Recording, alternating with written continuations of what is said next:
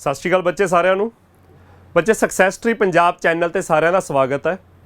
ਆਪਾਂ ਪੰਜਾਬ ਦੇ previous year exams ਦੀ ਜਿਹੜੀ ਸੀਰੀਜ਼ ਸਟਾਰਟ ਕੀਤੀ ਹੈ ਕਿ ਉਹਦੇ ਵਿੱਚ ਆਪਣੇ ਪੰਜਾਬ ਦੇ ਪਿਛਲੇ 8-10 ਸਾਲਾਂ ਦੇ ਵਿੱਚ ਜਿੰਨੇ ਵੀ ਐਗਜ਼ਾਮਸ ਨਿਕਲੇ ਨੇ, ਆਪਾਂ ਕੁਝ ਦਿਨ ਪਹਿਲਾਂ ਅਨਾਉਂਸਮੈਂਟ ਕੀਤੀ ਸੀ ਕਿ ਰੀਜ਼ਨਿੰਗ ਤੇ ਕੁਆਂਟਸ ਤੋਂ ਆਪਾਂ ਇਹ ਸ਼ੁਰੂ ਕਰਨ ਲੱਗੇ ਆ ਕਿ ਜਿੰਨੇ ਐਗਜ਼ਾਮਸ ਹੋ ਚੁੱਕੇ ਆਪਣੇ ਉਹਨਾਂ ਦੇ ਵਿੱਚ ਜਿੰਨਾ ਕੁਆਂਟਸ ਤੇ ਜਿੰਨੀ ਰੀਜ਼ਨਿੰਗ ਆਈ ਹੈ ਉਹ ਸਾਰੇ ਦੇ ਸਾਰੇ ਆਪਾਂ ਪ੍ਰੀਵੀਅਸ ਈਅਰ ਐਗਜ਼ਾਮਸ ਦੇ ਕੁਐਸਚਨਸ ਦੀ ਪ੍ਰੈਕਟਿਸ ਕਰ ਸਕੀਏ। क्योंकि पंजाब के पेपरों का जिन्ने के जवाकों को तजर्बा है वो सारिਆਂ जानकारी है। बाकियों को आप दसिया सीगा कि पंजाब का कोई भी एग्जाम हो रहा, जिहड़े मर्जी विभाग का जिहड़ी मर्जी पोस्ट के लिए एग्जाम हो रहा, ਉਹਦੇ ਵਿੱਚ ਕੁਆਂਟਸ की गल कर लो, रीजनिंग ਜਾਂ इंग्लिश की गल कर लो, ईवन GS की गल कर लो, चाहे पंजाब GK की गल कर लो, पुराने पेपरों के विच जो अज तक आया ਉਹ ਹਮੇਸ਼ਾ ਹੀ ਰਿਪੀਟ ਹੁੰਦਾ ਹੈ। ਮਤਲਬ ਆਪਣੇ 100 ਦੇ ਵਿੱਚੋਂ ਕੁਝ 25 ਤੋਂ 30 ਕੁਐਸਚਨ ਸਿੱਧੇ ਹੀ ਰਿਪੀਟ ਹੋਏ ਹੁੰਦੇ ਨੇ ਜਿਹੜੇ ਕਦੇ ਨਾ ਕਦੇ ਕਿਸੇ ਪੇਪਰ 'ਚ ਆਏ ਨੇ। ਸੋ ਇਸੇ ਕਰਕੇ ਆਪਣੇ ਪੰਜਾਬ ਦੇ ਪੁਰਾਣੇ ਪੇਪਰ ਕਰਨੇ ਬਹੁਤ ਹੀ ਲਾਜ਼ਮੀ ਹੁੰਦੇ ਆ। ਉਸੇ ਨੂੰ ਧਿਆਨ 'ਚ ਰੱਖ ਕੇ ਆਪਾਂ ਸਕਸੈਸ ਟਰੀ ਚੈਨਲ ਤੇ ਇਹ ਇਨੀਸ਼ੀਏਟ ਲਿਆ, ਫ੍ਰੀ ਆਫ ਕੋਸਟ ਕਲਾਸਿਸ ਆਪਾਂ ਸਟਾਰਟ ਕੀਤੀਆਂ ਨੇ ਪੰਜਾਬ ਦੇ ਪੁਰਾਣੇ ਪੇਪਰ ਤੇ ਕੱਲੇ ਪੁਰਾਣੇ ਪੇਪਰਾਂ ਦੇ ਸਵਾਲ ਨਹੀਂ, ਉਹਨਾਂ ਦੇ ਨਾਲ ਮਿਲਦੇ ਜੁਲਦੇ ਜਿਹੜੇ ਸਿਮਿਲਰ ਹੋਰ ਕੁਐਸਚਨਸ ਨੇ, ਮੋਸਟ ਐਕਸਪੈਕਟਡ ਕੁਐਸਚਨਸ ਜਿਹੜੇ ਐਤਕੀ ਆਪਣੇ ਪੇਪਰ ਹੋਣੇ ਉਹਨਾਂ ਦੇ ਵਿੱਚ ਆਉਣ ਦੇ ਚਾਂਸਿਸ ਨੇ। ਤਾਂ ਤੁਹਾਡੀ ਰੀਜ਼ਨਿੰਗ ਦੀ ਕਲਾਸ ਹੋ ਚੁੱਕੀ ਹੈ। ਆਪਣੀ ਇੱਕ ਦਿਨ ਰੀਜ਼ਨਿੰਗ, ਇੱਕ ਦਿਨ Qantas reasoning, Qantas alternate days ਤੇ ਇਹ ਕਲਾਸਿਸ ਹੋਇਆ ਕਰਨਗੀਆਂ। ਤਾਂ ਅੱਜ ਆਪਣਾ ਕੁਆਂਟਸ ਦਾ ਪਹਿਲਾ ਮਤਲਬ ਸੈਸ਼ਨ ਹੈਗਾ। ਕੁਆਂਟਸ ਦੇ ਵਿੱਚ ਅੱਜ ਦੀ ਕਲਾਸ ਦੇ ਵਿੱਚ ਮੈਂ ਪੁੱਡਾ ਦਾ ਇੱਕ ਐਗਜ਼ਾਮ ਲੈ ਕੇ ਆਇਆ। 2017 ਦੇ ਵਿੱਚ ਪੁੱਡਾ ਦਾ, 2016 ਦੇ ਵਿੱਚ ਸ਼ਾਇਦ ਪੁੱਡਾ ਦਾ ਐਗਜ਼ਾਮ ਹੋਇਆ ਸੀਗਾ। ਉਹਦੇ ਆਪਾਂ ਕੁਐਸਚਨਸ ਦੇਖਾਂਗੇ ਕੁਆਂਟਸ ਦੇ ਕਿਹੋ ਜਿਹੇ ਕੁਐਸਚਨ ਪੇਪਰ ਦੇ ਵਿੱਚ ਆਏ ਨੇ, ਸਿੱਧਾ ਆਈਡੀਆ ਲੱਗੂਗਾ। ਆਪਾਂ ਕਲੈਰੀਕਲ ਲੈਵਲ ਦੇ ਪੇਪਰ ਵੀ ਕਰਨੇ ਨੇ, ਆਪਾਂ ਆਫਿਸਰ ਲੈਵਲ ਦੇ ਪੇਪਰ ਵੀ ਕਰਨੇ ਨੇ ਜਿਹੜੇ ਅੱਜ ਤੱਕ ਆ ਚੁੱਕੇ। ਤਾਂ ਅੱਜ ਦੀ ਕਲਾਸ ਦੇ ਵਿੱਚ ਆਪਾਂ ਸਟਾਰਟ ਕਰਦੇ ਹਾਂ। ਤੁਸੀਂ ਕੁਐਸਚਨਸ ਦਾ ਆਈਡੀਆ ਲਾਉਂਦੇ ਜਾਣਾ ਕਿ ਕਿਹੋ ਜਿਹੇ ਕੁਐਸਚਨ ਐਗਜ਼ਾਮੀਨਰ ਕੁਐਸਚਨ ਮਤਲਬ ਪੇਪਰ ਦੇ ਵਿੱਚ ਪੁੱਛਦਾ ਹੈ। ਅਸੀਂ ਜਿੱਦਣ ਕੋਈ ਵੀ ਪੇਪਰ ਦੇਣ ਬੈਠਾਂਗੇ ਤਾਂ ਅਸੀਂ ਕਿਹੋ ਜਿਹੇ ਕੁਐਸਚਨਾਂ ਨਾਲ ਦੋ ਹੱਥ ਕਰਨੇ ਆ, ਉਹਦਾ ਆਈਡੀਆ ਇਸ ਸੈਸ਼ਨ ਦੇ ਵਿੱਚ ਬਹੁਤ ਜ਼ਿਆਦਾ ਚੰਗੀ ਤਰ੍ਹਾਂ ਲੱਗਣ ਵਾਲਾ ਹੈ। ਕੁਐਸਚਨਸ ਰਿਪੀਟ ਹੁੰਦੇ ਨੇ, ਇਹਦਾ ਫਾਇਦਾ ਮਿਲਣ ਵਾਲਾ ਹੈ ਕਿ ਸਿੱਧੇ ਕੀਤੇ ਕਰਾਏ ਕੁਐਸਚਨ ਪੇਪਰ ਦੇ ਵਿੱਚ ਆ ਜਾਣਗੇ। ਸਿਮਿਲਰ ਕੁਐਸਚਨਸ ਕਰ ਰਹੇ ਹਾਂ ਤਾਂ ਜੇ ਸਿੱਧਾ ਕੋਈ ਕੁਐਸਚਨ ਰਿਪੀਟ ਨਹੀਂ ਹੋ ਰਿਹਾ, ਉਹਦੇ ਨਾਲ ਦਾ ਕੋਈ ਕੁਐਸਚਨ ਆ ਰਿਹਾ, ਉਹਦੀ ਵੀ ਪ੍ਰੈਕਟਿਸ ਇੱਥੇ ਹੋ ਰਹੀ ਹੈ। ਤਾਂ ਕੁਐਸਚਨ ਕੀ ਹੈ ਬੱਚੇ ਆਪਣਾ? ਪਹਿਲਾ ਕੁਐਸਚਨ ਪ੍ਰੋਫਿਟ ਲੋਸ ਦਾ ਐਗਜ਼ਾਮੀਨਰ ਕਹਿੰਦਾ ਡਿਊ to 25% increase in the price of sugar a person is able to purchase 20 kg less for ₹400। Examiner ਕਹਿੰਦਾ ਕੋਈ ਬੰਦਾ ਰਾਈਸ ਖਰੀਦਦਾ, ਚਾਵਲ ਖਰੀਦਦਾ ਹਮੇਸ਼ਾ 400 ਰੁਪਏ ਦੇ। ਮੈਂ ਥੋੜਾ ਜਿਹਾ ਕੁਐਸਚਨ ਡਿਟੇਲ 'ਚ ਸਮਝਾਉਂਗਾ। ਐਗਜ਼ਾਮੀਨਰ ਕਹਿੰਦਾ ਕੋਈ ਬੰਦਾ 400 ਰੁਪਏ ਦੇ ਚਾਵਲ ਖਰੀਦਦਾ, ਜਿੰਨੇ ਮਰਜ਼ੀ ਕਿਲੋ ਲੈਂਦਾ ਹੋਊਗਾ ਉਹਨੂੰ 400 ਰੁਪਏ 'ਚ ਜਿੰਨੇ ਚੌਲ ਚਾਹੀਦੇ ਮਿਲ ਜਾਂਦੇ ਸੀਗੇ। ਅੱਜ ਕੀ ਹੋਇਆ? ਚੌਲਾਂ ਦਾ ਪ੍ਰਾਈਸ 25% ਇਨਕਰੀਜ਼ ਕਰ ਗਿਆ, ਚੌਲ ਮਹਿੰਗੇ ਹੋ ਗਏ। ਮਹਿੰਗੇ ਹੋਣ ਨਾਲ ਕੀ ਹੋਊਗਾ? ਜਿੰਨੇ ਚੌਲ ਉਹ ਪਹਿਲਾਂ ਖਰੀਦਦਾ ਸੀਗਾ 400 ਰੁਪਏ 'ਚ, ਜੇ ਅੱਜ ਵੀ ਉਨੇ ਹੀ ਲੈਣੇ ਆ ਤਾਂ ਪੈਸੇ ਜ਼ਿਆਦਾ ਲੱਗਣਗੇ ਨਾ, ਕਿਉਂਕਿ ਚੌਲ ਮਹਿੰਗੇ ਹੋ ਗਏ। ਚੌਲਾਂ ਦਾ ਪ੍ਰਾਈਸ 25% ਇਨਕਰੀਜ਼ ਕਰ ਗਿਆ ਤਾਂ ਅੱਜ ਉਹਦਾ 25% ਜ਼ਿਆਦਾ ਖਰਚਾ ਹੋਊਗਾ। ਜੇ ਉਨੇ ਹੀ ਚੌਲ ਲੈਣੇ ਆ ਤਾਂ 400 ਰੁਪਏ ਤੋਂ 25% ਜ਼ਿਆਦਾ ਖਰਚਾ ਹੋਣਾ। ਪਰ ਉਹ ਕਹਿੰਦਾ ਨਹੀਂ, ਮੈਂ ਤਾਂ ਯਾਰ ਸਿਰਫ 400 ਰੁਪਏ ਦੇ ਹੀ ਖਰੀਦਣੇ ਆ। ਸੋ ਅੱਜ ਵੀ ਉਹਨੇ ਸਿਰਫ 400 ਰੁਪਏ ਦੇ ਚੌਲ ਖਰੀਦੇ, ਜਿਹਦੇ ਕਰਕੇ ਉਹਨੂੰ 20 ਕਿਲੋ ਘੱਟ ਚੌਲ ਮਿਲੇ। ਹੁਣ ਸਟੇਟਮੈਂਟ ਦੁਬਾਰਾ ਪੜ੍ਹਦੇ ਹਾਂ। Due to 25% increase in the price of rice a person is able to purchase 20 kg less rice for 400 ਰੁਪਏ। ਅੱਜ ਵੀ ਉਹ 400 ਦੇ ਲੈ ਕੇ ਆਇਆ ਤਾਂ ਪਹਿਲਾਂ ਨਾਲੋਂ 20 ਕਿਲੋ ਘੱਟ ਮਿਲੇ ਕਿਉਂਕਿ ਮਹਿੰਗੇ ਹੋ ਗਏ। ਐਗਜ਼ਾਮੀਨਰ ਕਹਿੰਦਾ what is the increased price of rice per kg। ਬੱਚੇ ਇਨਕਰੀਜ਼ਡ ਪ੍ਰਾਈਸ ਜਦੋਂ ਐਗਜ਼ਾਮੀਨਰ ਨੇ ਪੁੱਛਿਆ ਮਤਲਬ ਨਿਊ ਪ੍ਰਾਈਸ ਪੁੱਛਿਆ। ਚੌਲਾਂ ਦੇ ਦੋ ਹੀ ਪ੍ਰਾਈਸ ਹੋ ਸਕਦੇ ਨੇ ਇਹਨਾਂ ਕੁਐਸਚਨਸ ਦੇ ਵਿੱਚ, ਜਾਂ ਤਾਂ ਜਿਹੜਾ ਓਰੀਜਨਲ ਪ੍ਰਾਈਸ ਸੀਗਾ, ਪ੍ਰਾਈਸ ਇਨਕਰੀਜ਼ ਹੋਣ ਤੋਂ ਪਹਿਲਾਂ ਜਿਹੜਾ ਓਰੀਜਨਲ ਸੀ ਐਗਜ਼ਾਮੀਨਰ ਓਰੀਜਨਲ ਪੁੱਛ ਲੈਂਦਾ, ਜਾਂ ਫਿਰ ਨਿਊ ਪ੍ਰਾਈਸ ਪੁੱਛੂਗਾ ਐਗਜ਼ਾਮੀਨਰ ਕਿ ਭਾਈ ਇਨਕਰੀਜ਼ ਹੋਇਆ ਚਾਹੇ ਡਿਕਰੀਜ਼ ਹੋਇਆ ਹੁੰਦਾ, ਇਨਕਰੀਜ਼ ਜਾਂ ਡਿਕਰੀਜ਼ ਹੋਣ ਤੋਂ ਬਾਅਦ ਨਵਾਂ ਪ੍ਰਾਈਸ ਕੀ ਹੈ। ਤਾਂ ਬੱਚੇ ਆਮ ਤੌਰ ਤੇ ਜੇ ਤੁਸੀਂ ਪੰਜਾਬ ਦੇ ਪੁਰਾਣੇ ਪੇਪਰ ਖੋਲ ਕੇ ਦੇਖੋਗੇ, ਆਮ ਤੌਰ ਤੇ ਸਾਨੂੰ ਨਿਊ ਪ੍ਰਾਈਸ ਪੁੱਛਿਆ ਜਾਂਦਾ। ਤਾਂ ਨਿਊ ਪ੍ਰਾਈਸ ਕੱਢਣ ਦਾ ਤਰੀਕਾ ਬਹੁਤ ਸੌਖਾ ਹੈ, ਪਰ ਹੋ ਸਕਦਾ ਕਿਸੇ ਕੁਐਸਚਨ ਦੇ ਵਿੱਚ ਐਗਜ਼ਾਮੀਨਰ ਸਾਨੂੰ ਓਰੀਜਨਲ ਪ੍ਰਾਈਸ ਪੁੱਛ ਲੇ। ਪੰਜਾਬ ਦੇ ਪੁਰਾਣੇ ਪੇਪਰਾਂ ਦੇ ਵਿੱਚ ਸਿਰਫ ਇੱਕ ਪੇਪਰ ਹੈ ਜਿਹਦੇ ਵਿੱਚ ਓਰੀਜਨਲ ਪ੍ਰਾਈਸ ਪੁੱਛਿਆ, ਨਹੀਂ ਤਾਂ ਇਸ ਤਰ੍ਹਾਂ ਦੇ ਕੁਐਸਚਨ ਦੇ ਵਿੱਚ ਹਮੇਸ਼ਾ ਨਿਊ ਪ੍ਰਾਈਸ ਹੀ ਪੁੱਛਿਆ ਜਾਂਦਾ ਹੈ। ਤਾਂ ਆਪਾਂ ਓਰੀਜਨਲ ਦੀ ਵੀ ਪ੍ਰੈਕਟਿਸ ਕਰਾਂਗੇ। ਸਿਮਿਲਰ ਕੁਐਸਚਨਸ ਕਰਨ ਦਾ ਮਤਲਬ ਇਹੀ ਸੀਗਾ ਕਿ ਸਿਰਫ ਨਿਊ ਨਹੀਂ ਪੁੱਛੋ, ਓਰੀਜਨਲ ਵੀ ਪੁੱਛੋ, ਤਾਂ ਦੋਨੇ ਹੀ ਕੱਢਣੇ ਆਉਂਦੇ ਹੋਣ। ਤਾਂ ਬੱਚੇ ਜੇ ਤੁਸੀਂ ਨਿਊ ਪ੍ਰਾਈਸ ਕੱਢਣਾ ਤਾਂ ਨਿਊ ਪ੍ਰਾਈਸ ਤਾਂ ਕੁਐਸਚਨ ਦੇ ਵਿੱਚ ਜੋ ਲਿਖਿਆ ਉਹਦੇ ਵਿੱਚੋਂ ਹੀ ਨਿਕਲ ਆਊਗਾ। ਮੈਂ ਕਿਵੇਂ ਸਮਝਾਇਆ ਸੀਗਾ? ਬੰਦਾ 400 ਰੁਪਏ ਦੇ ਚਾਵਲ ਖਰੀਦਦਾ, ਚਾਵਲ 25% ਪ੍ਰਾਈਸ ਇਨਕਰੀਜ਼ ਹੋ ਗਿਆ ਚਾਵਲਾਂ ਦਾ, ਚੌਲ ਮਹਿੰਗੇ ਹੋ ਗਏ 25%, ਤਾਂ ਅੱਜ ਉਹਦਾ ਖਰਚਾ ਵੀ 25% 400 ਦਾ 25% ਜ਼ਿਆਦਾ ਖਰਚਾ ਹੋਣਾ ਸੀ। ਅੱਜ ਉਹਦਾ ਖਰਚਾ ਕਿੰਨਾ ਜ਼ਿਆਦਾ ਹੋਣਾ ਸੀ? 25% ਆਫ 400, ਜੋ ਕਿ ਉਹਨੇ ਨਹੀਂ ਕੀਤਾ। ਉਹ ਕਹਿੰਦਾ ਮੈਂ ਤਾਂ 400 ਦਾ ਹੀ ਖਰੀਦੂੰਗਾ, ਤਾਂ ਉਹਨੇ ਕਿੰਨੇ ਘੱਟ ਰੁਪਏ ਖਰਚੇ? 25% ਆਫ 400, ਇੰਨਾ ਜ਼ਿਆਦਾ ਹੋਣਾ ਸੀ। ਉਹ ਕਹਿੰਦਾ ਨਹੀਂ, ਉਹਨਾਂ ਘਟਾ ਹੀ ਲਿਆ ਵੀ ਮੈਂ ਨਹੀਂ ਵੱਧ ਖਰਚਾ ਕਰਨਾ। ਤਾਂ ਆ ਜਿਹੜਾ ਘੱਟ ਖਰਚਾ ਕੀਤਾ 25% ਆਫ 400, ਇਹਦੇ ਵਿੱਚ ਉਹਨੂੰ 20 ਕਿਲੋ ਘੱਟ ਮਿਲੇ। ਤਾਂ ਨਵਾਂ ਪ੍ਰਾਈਸ ਹੈ ਨਾ, ਜਿਹਦੇ ਵਿੱਚ ਉਹਨੂੰ 20 ਕਿਲੋ ਘੱਟ ਮਿਲੇ, ਤਾਂ 20 ਕਿਲੋ ਕਿੰਨੇ ਦੇ ਹੋਣੇ ਸੀ? ਇੰਨੇ ਦੇ ਹੋਣੇ ਸੀ। ਤਾਂ 1 ਕਿਲੋ ਕਿੰਨੇ ਦਾ? ਡਿਵਾਈਡ ਬਾਈ 20 ਕਰਕੇ ਤੁਹਾਡਾ ਆਨਸਰ ਆ ਜਾਊਗਾ ਬੱਚੇ। ਤਾਂ ਡਿਵਾਈਡ ਬਾਈ 20 ਕਰਾਂਗੇ ਤਾਂ 25% ਇਜ਼ 1/4। ਪਰਸੈਂਟੇਜ ਦੀਆਂ ਫਰੈਕਸ਼ਨਸ ਜੇ ਸਾਰੇ ਬੱਚਿਆਂ ਨੂੰ ਜ਼ਬਾਨੀ ਯਾਦ ਨੇ ਤਾਂ 25% 1/4 ਹੁੰਦਾ ਹੈ। ਜੇ 400 ਦਾ 1/4 ਕਰਾਂਗੇ ਤਾਂ 100 ਰੁਪਏ ਆ ਗਿਆ ਉੱਪਰ, ਥੱਲੇ 20 ਹੈ, ਉੱਪਰ 100 ਹੈ, ਤਾਂ 100 ਤੇ 20 ਕੱਟਿਆ, ਨਵਾਂ ਪ੍ਰਾਈਸ ਆ ਗਿਆ ₹5 ਪਰ kg। ਤਾਂ ਐਗਜ਼ਾਮੀਨਰ ਨੇ ਜਿਹੜਾ ਸਾਨੂੰ ਨਿਊ ਪ੍ਰਾਈਸ ਪੁੱਛਿਆ ਤਾਂ ਉਹਦਾ ਆਨਸਰ ਆ ਜਾਊਗਾ ਬੱਚੇ ਫਸਟ ਆਪਸ਼ਨ ₹5 ਪਰ kg। ਤਾਂ ਕਦੇ ਵੀ ਨਿਊ ਪ੍ਰਾਈਸ ਪੁੱਛਿਆ ਜਾਵੇ, ਇਨਕਰੀਜ਼ ਹੋਇਆ ਪ੍ਰਾਈਸ ਤਾਂ ਇਨਕਰੀਜ਼ਡ ਪ੍ਰਾਈਸ, ਡਿਕਰੀਜ਼ ਹੋਇਆ ਤਾਂ ਡਿਕਰੀਜ਼ਡ ਪ੍ਰਾਈਸ, ਯਾਨੀ ਕਿ ਨਵਾਂ ਪ੍ਰਾਈਸ। ਤਾਂ ਨਵਾਂ ਪ੍ਰਾਈਸ ਇੱਕ ਲਾਈਨ 'ਚ ਆਨਸਰ ਆ ਜਾਊਗਾ। 400 ਰੁਪਏ ਦਾ 25% ਇਨਕਰੀਜ਼ ਕਰਨਾ ਸੀ, ਪਰ ਉਹਨੇ ਕੀਤਾ ਨਹੀਂ, ਇਹਦੇ ਕਰਕੇ 20 ਕਿਲੋ ਘੱਟ ਮਿਲੇ। ਤਾਂ 25% ਆਫ 400, ਉਹਦੇ 'ਚ 20 ਕਿਲੋ ਮਿਲਣੇ ਸੀ, ਘੱਟ ਮਿਲੇ, ਤਾਂ ਡਿਵਾਈਡ ਕਰਕੇ 20 ਕਿਲੋ ਨਾਲ ਡਿਵਾਈਡ ਕਰਕੇ 1 ਕਿਲੋ ਦਾ ਪ੍ਰਾਈਸ ਆ ਗਿਆ ਆਪਣਾ ₹5 ਪਰ kg। ਤੇ ਹੁਣ ਮੈਂ ਦੱਸਦਾ ਕਿ ਜੇ ਐਗਜ਼ਾਮੀਨਰ ਨੇ ਸਾਨੂੰ ਓਰੀਜਨਲ ਪ੍ਰਾਈਸ ਪੁੱਛਿਆ ਹੁੰਦਾ ਤਾਂ ਦੋ ਤਰੀਕੇ ਨੇ ਓਰੀਜਨਲ ਪ੍ਰਾਈਸ ਕੱਢਣ ਦੇ ਬੱਚੇ। ਕਿਉਂਕਿ ਮੈਂ ਕਹਿ ਰਿਹਾ ਕਿ ਆਮ ਤੌਰ ਤੇ ਐਗਜ਼ਾਮੀਨਰ ਨਿਊ ਪ੍ਰਾਈਸ ਪੁੱਛਦਾ, ਇਸ ਕਰਕੇ ਨਿਊ ਮੈਂ ਪਹਿਲਾਂ ਦੱਸਦਾ ਤੇ ਇਸ ਕੁਐਸਚਨ 'ਚ ਪੁੱਛਿਆ ਵੀ ਨਿਊ ਹੋਇਆ। ਇਨ ਕੇਸ ਓਰੀਜਨਲ ਪੁੱਛ ਰਿਹਾ ਐਗਜ਼ਾਮੀਨਰ ਤਾਂ ਬੱਚੇ ਨਿਊ ਪ੍ਰਾਈਸ ਤਾਂ ਤੁਸੀਂ ਇੱਕ ਲਾਈਨ 'ਚ ਕੱਢ ਸਕਦੇ ਹੋ। ਨਿਊ ਪ੍ਰਾਈਸ ਲਈ ਤਾਂ ਤੁਹਾਨੂੰ ਹੱਦ ਮਾਰ ਕੇ 8 ਤੋਂ 10 ਸਕਿੰਟ ਲੱਗਦੇ ਨੇ। ਉਸ ਤੋਂ ਬਾਅਦ ਜੇ ਓਰੀਜਨਲ ਪ੍ਰਾਈਸ ਕੱਢਣਾ ਤਾਂ ਨਿਊ ਪ੍ਰਾਈਸ ਕੱਢ ਲਓ, ਫਿਰ ਓਰੀਜਨਲ ਤੇ ਨਿਊ ਦਾ ਕੰਪੈਰੀਜ਼ਨ ਕਰ ਲਓ। ਇੱਕ ਤਰੀਕਾ ਇਹ ਹੈ। ਇੱਕ ਤਰੀਕਾ ਹੁੰਦਾ ਜਿਹਦੇ ਵਿੱਚ ਸਾਨੂੰ ਨਿਊ ਕੱਢਣ ਦੀ ਲੋੜ ਨਹੀਂ, ਸਿੱਧਾ ਓਰੀਜਨਲ ਕੱਢ ਸਕਦੇ ਹਾਂ। ਕਿਉਂਕਿ ਓਰੀਜਨਲ ਘੱਟ ਪੁੱਛਦਾ, ਨਿਊ ਜ਼ਿਆਦਾ ਪੁੱਛਦਾ, ਤਾਂ ਆਪਾਂ ਨਿਊ ਦੀ ਪ੍ਰੈਕਟਿਸ ਤਾਂ ਕਰਨੀ ਹੀ ਹੈ। 8-10 ਸਕਿੰਟਾਂ 'ਚ ਕੱਢ ਲਾਂਗੇ। ਫਿਰ ਇਨ ਕੇਸ ਓਰੀਜਨਲ ਕੱਢਣਾ ਤਾਂ ਹੋਰ ਕਿਸੇ ਤਰੀਕੇ ਨਾਲ ਦੇਖਣ ਦੀ ਥਾਂ ਤੇ ਓਰੀਜਨਲ ਤੇ ਨਿਊ ਦਾ ਕੰਪੈਰੀਜ਼ਨ ਕਰ ਲਓ ਜੀ। ਨਿਊ ਕੱਢ ਚੁੱਕੇ, 25% ਇਨਕਰੀਜ਼ ਕਰ ਗਿਆ ਬੱਚੇ। 25% ਦੀ ਫਰੈਕਸ਼ਨ 1/4 ਹੁੰਦੀ ਹੈ।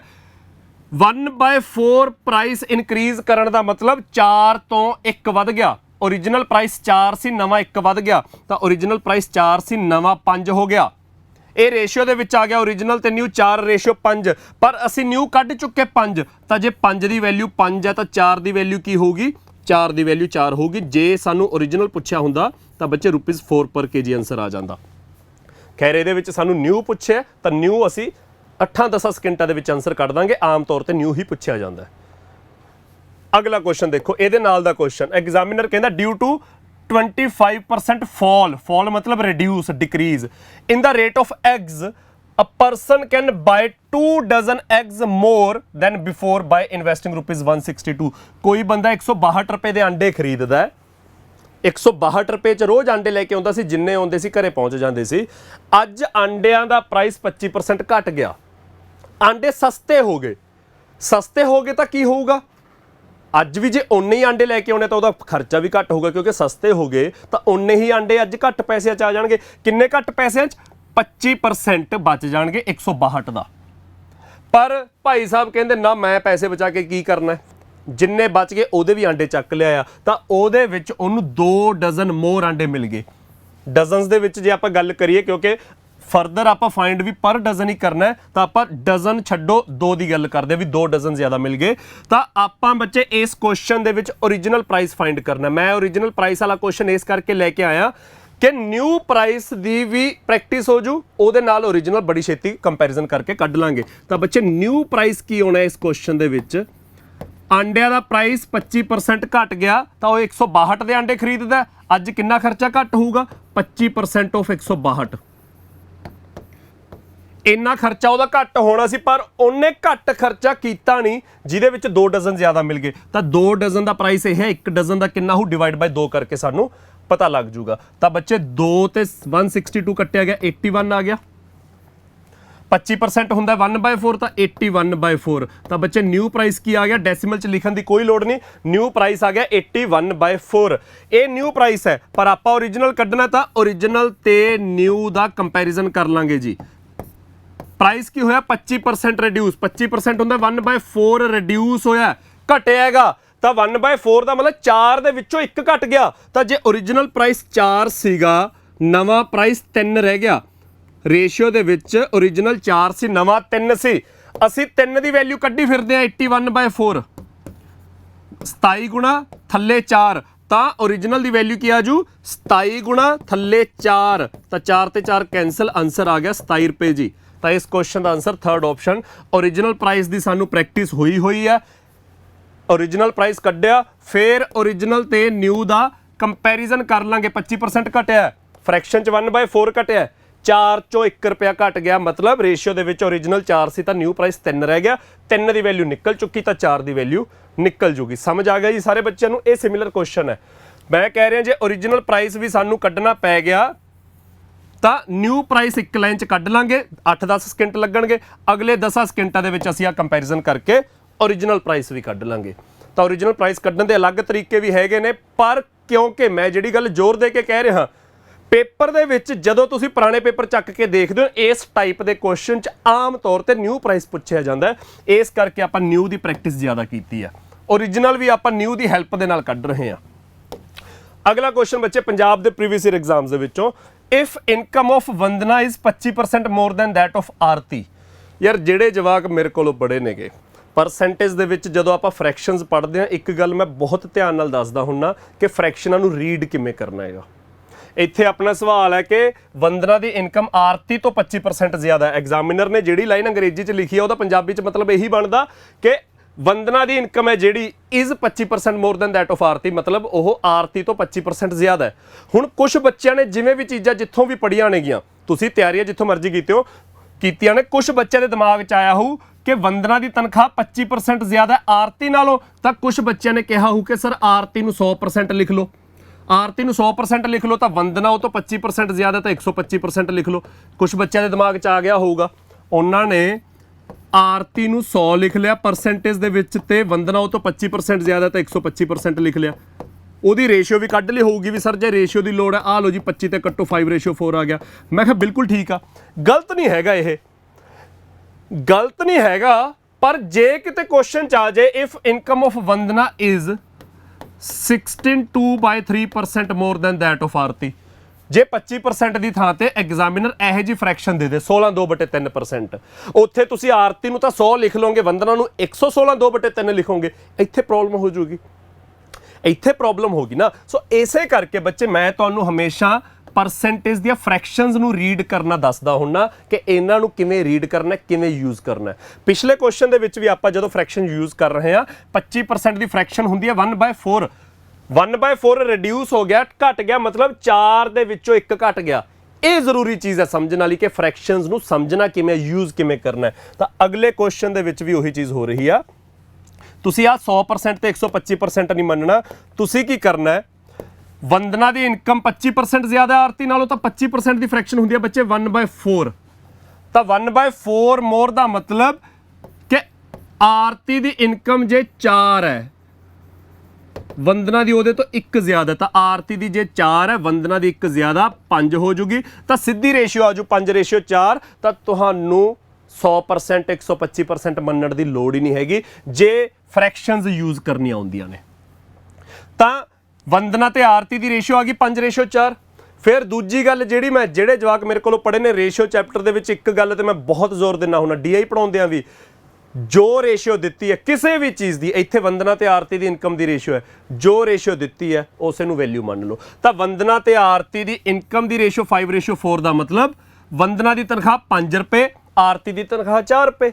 ਫਿਰ ਐਗਜ਼ਾਮੀਨਰ ਫਾਈਂਡ ਕਰਨ ਨੂੰ ਕੀ ਕਹਿ ਰਿਹਾ, ਦੈਨ ਫਾਈਂਡ ਕਿ income of Aarti is how much percent less than that of Vandana. ਤਾਂ ਆਰਤੀ ਦੀ ਇਨਕਮ ਵੰਦਨਾ ਤੋਂ ਕਿੰਨੀ ਘੱਟ ਹੈ, ਇਹ ਪਰਸੈਂਟੇਜ ਦੇ ਵਿੱਚ ਦੱਸੋ। ਪਰਸੈਂਟੇਜ ਨੂੰ ਮਾਰੋ ਗੋਲੀ, ਵੈਸੇ ਦੱਸੋ ਆਰਤੀ ਦੀ ਇਨਕਮ ਵੰਦਨਾ ਤੋਂ ਕਿੰਨੀ ਘੱਟ ਹੈ, 1 ਰੁਪਇਆ ਘੱਟ ਹੈ। ਆਪਾਂ ਵੰਦਨਾ ਦੀ ਇਨਕਮ 5, ਆਰਤੀ ਦੀ 4 ਮੰਨੀ ਹੈ, ਤਾਂ ਆਰਤੀ ਦੀ 1 ਰੁਪਇਆ ਘੱਟ ਹੈ। ਪਰਸੈਂਟੇਜ ਦੇ ਵਿੱਚ ਦੱਸਿਆ ਹੈ ਤਾਂ ਕੰਪੈਰੀਜ਼ਨ ਹੋਊਗਾ ਵੰਦਨਾ ਦੇ ਨਾਲ, ਵੰਦਨਾ ਤੋਂ ਦੇਖ ਕੇ ਦੱਸਣੀ ਹੈ। ਤਾਂ 1 ਰੁਪਇਆ ਇਨਕਮ ਘੱਟ ਹੈ 5 ਤੋਂ, ਪਰਸੈਂਟੇਜ ਕੱਢਣ ਲਈ ਮਲਟੀਪਲਾਈ 100 ਕਰਦੇ ਹੀ ਹੁੰਦੇ ਆ, ਤਾਂ it will be 1/5 the value ਕੀ ਆ ਜੂਗੀ 20%। ਤਾਂ ਫ੍ਰੈਕਸ਼ਨਸ ਨੂੰ ਕਿਵੇਂ ਰੀਡ ਕਰਨਾ ਬੱਚੇ, ਮੈਂ ਇਸ ਕੁਐਸਚਨ ਦੇ ਵਿੱਚ ਉਹ ਸਮਝਾ ਰਿਹਾ। ਇਸ ਕੁਐਸਚਨ ਦੀ ਸਾਰੀ ਜੜ ਕਿੱਥੇ ਆ ਕਿ ਵੰਦਨਾ ਦੀ ਇਨਕਮ ਆਰਤੀ ਤੋਂ ਜਦੋਂ 25% ਜ਼ਿਆਦਾ ਦੱਸੀ ਹੋਈ ਆ, ਤਾਂ 25% ਕਰਕੇ ਤੁਸੀਂ ਆਰਤੀ ਨੂੰ 100 ਤੇ ਵੰਦਨਾ ਨੂੰ 125 ਨਾਲ ਲਿਖ ਲਿਓ। लिख सकते हो तो सही हैगा, पर हर वारी नहीं सौखा। 25 की थां ते मैं आख्या जे 16.2/3% हुंदा। सो इसे करके मैं कहा सी जिन्ने मर्जी परसेंट वैल्यू दित्ती होवे मोर लैस ਉਹਦੀ फ्रैक्शन यूज़ करन दी आदत पाओ। तो ਉਹਦੇ ਲਈ ਸਾਨੂੰ फ्रैक्शनस ਨੂੰ ਕਿਵੇਂ यूज़ करना ਇਹ ਚੰਗੀ ਤਰ੍ਹਾਂ ਪਤਾ ਹੋਣਾ ਚਾਹੀਦਾ। ਇਹਦੇ ਨਾਲ ਦਾ ਸਿਮਿਲਰ ਕੁਐਸਚਨ ਦੇਖੋ, Hari's income is 20% more than Madhu's income. Although ਇਹ मैं सिमिलर क्वेश्चन लैके आया, पर यह भी पंजाब के पुराने पेपर का क्वेश्चन है। तो इस तरह का क्वेश्चन एग्जामिनर पूछ रहा है कई पेपरों के। वो कहते हरी की इनकम है जी 20% ज़्यादा है मधु की इनकम नालों। तो बच्चे 20% की फ्रैक्शन की होंगी है 1/5 ज़्यादा है। तो आ हरी की इनकम, आ मधु की इनकम, तो कंपैरिजन क्योंकि मधु नाल हो रहा, तो 5 रुपये मधु की इनकम है, हरी की इनकम वो तो 20% मोर है, 5 तो 1 ज़्यादा है। तो मधु की इनकम 5, तो हरी की इनकम 6 होगी, 5 तो 1 ज़्यादा। फिर एग्जामिनर कहना Madhu's income is less than Hari's income by किन्ने परसेंट। तो मधु की इनकम हरी तो कितनी घट है, रुपीज़ दे विच तो 1 रुपया घट है। हरी की 6 आई है, मधु की इनकम 5 आई है, रुपीज़ दे विच देखना तो 1 रुपया घट है। एग्जामिनर कहता परसेंटेज दे विच दसो। तो मधु की इनकम हरी तो देखनी है, तो 1 रुपया घट है 6 तो। परसेंटेज कड्ढण लई मल्टीप्लाई 100 तक कर देने, पर 1/6 की परसेंटेज वैल्यू ही सानू याद होंदी है 16/2/3%। तो इस क्वेश्चन का आंसर सैकेंड ऑप्शन आ जाओ बच्चे 16/2/3%। इसे तरह का क्वेश्चन देखो, a person sold his watch. यह इसे तरह का क्वेश्चन नहीं है, प्रीवियस ईयर क्वेश्चन पेपर के विचों लिया हुआ पेपर क्वेश्चन है। A person sold his watch for ₹75। Examiner कहता किसी बंदे ने आपकी घड़ी वेची 75 रुपए दे विच and got a percentage profit equal to the cost price. तो उन्होंने कितना प्रॉफिट हो गया, परसेंटेज दे विच उन्होंने प्रॉफिट होया सीपी दे बराबर। बच्चे 75 रुपए च घड़ी वेची है, सैलिंग प्राइस है 75 रुपए। एग्जामिनर कहता घड़ी का कोई सीपी हो, कॉस्ट प्राइस होगा, उन्हें परसेंट प्रॉफिट लिया। परसेंट प्रॉफिट कितना लिया, सीपी दे बराबर। मान लो 10 रुपए की घड़ी है, तो 10% का प्रॉफिट ले लिया। एग्जामिनर जी गल लिख रहा है एंड तो बाद got a percent profit equal to the cost price के जिन्ने रुपए की घड़ी सी, जो घड़ी का कॉस्ट प्राइस सी उन्ने परसेंट का प्रॉफिट ले लिया, तो सैलिंग प्राइस बन गया 75 रुपए। एग्जामिनर कहता कॉस्ट प्राइस फाइंड करो। तो कॉस्ट प्राइस के 4 ऑप्शन ने 40, 45, 50, 55। असी चुप करके ऑप्शन चक सकते हैं। मैं पहला समझा देना गल। 40 रुपए सीपी का मतलब कि उन्हें 40 रुपए की घड़ी खरीदी तो 40% का ही प्रॉफिट हो गया। आप देखते हैं कि ये 75 रुपए बनता है। 40 रुपए की घड़ी खरीदी, 40% का प्रॉफिट, 40% होंगे 2/5, 16 रुपए का प्रॉफिट बन गया जी। 40 ते 16 बन गए 56 रुपए, पर घड़ी 75 की है। तो 45 ते 55 बाद में चैक करांगे, क्योंकि सानू पता है 45 चैक करांगे 45% प्रॉफिट लावांगे, 55 चैक करांगे तो 55% प्रॉफिट लावांगे। आंसर डेसिमल च आऊगा, ये सारिਆਂ ਨੂੰ पता है। सो इस करके अपना ज़्यादा चांस ने कि 50 आंसर आऊगा, तो 50 चैक करते हैं। 50 रुपए की घड़ी है, 50% का ही डिस्काउंट मिल गया। 50% का डिस्काउंट कितना बन गया, 25 रुपए का। तो 25 रुपए जोड़ के तो सैलिंग प्राइस 75 बन जू, जो कि 75 ही चाहिए। So answer will be third option 50 रुपए। तो इस क्वेश्चन के विच आपां बड़े आराम नाल ऑप्शन चक सकते हैं जे सानू आ सेंटेंस समझ आ जाए, got a percent profit equal to the cost price. तो आप फाइनली कॉस्ट प्राइस फाइंड करना। तो 4 ऑप्शन ने जिहड़े उहदे विच सीपी है, सीपी जिन्ना भी है, चाहे 40 रुपए है, चाहे 50 रुपए है, चाहे 45 या 55 है, ਜਿਹੜੇ ਵੀ 4 ऑप्शनों ਦੇ ਵਿੱਚ ਆਪਾਂ ਨੂੰ ਵੈਲਿਊਜ਼ ਦਿੱਤੀਆਂ ਹੋਈਆਂ ਨੇਗੀਆਂ। ਜਿੰਨਾ ਸੀਪੀ ਉਨਾ ਹੀ % प्रॉफिट ला दो, तो जोड़ के दसो भी 75 रुपए बनता। वो देख के पता लग जू भी 50 नाल बनता। हालांकि मैं तो 2 वैल्यूज चैक कराती, 40 चैक कराता, 50 चैक कराता, 45 55 का मैं हिंट देता कि यार चैक करने की लोड़ नहीं हैगी, क्योंकि देख के जो लगता भी यार आंसर डेसिमल च आऊगा, 75 नहीं बनूगा। थोड़ा जिहा ध्यान नाल देखांगे तो देख के पता लग जू भी 50 आंसर आऊगा, दोवें चैक करने की लोड़ ही नहीं पैनी।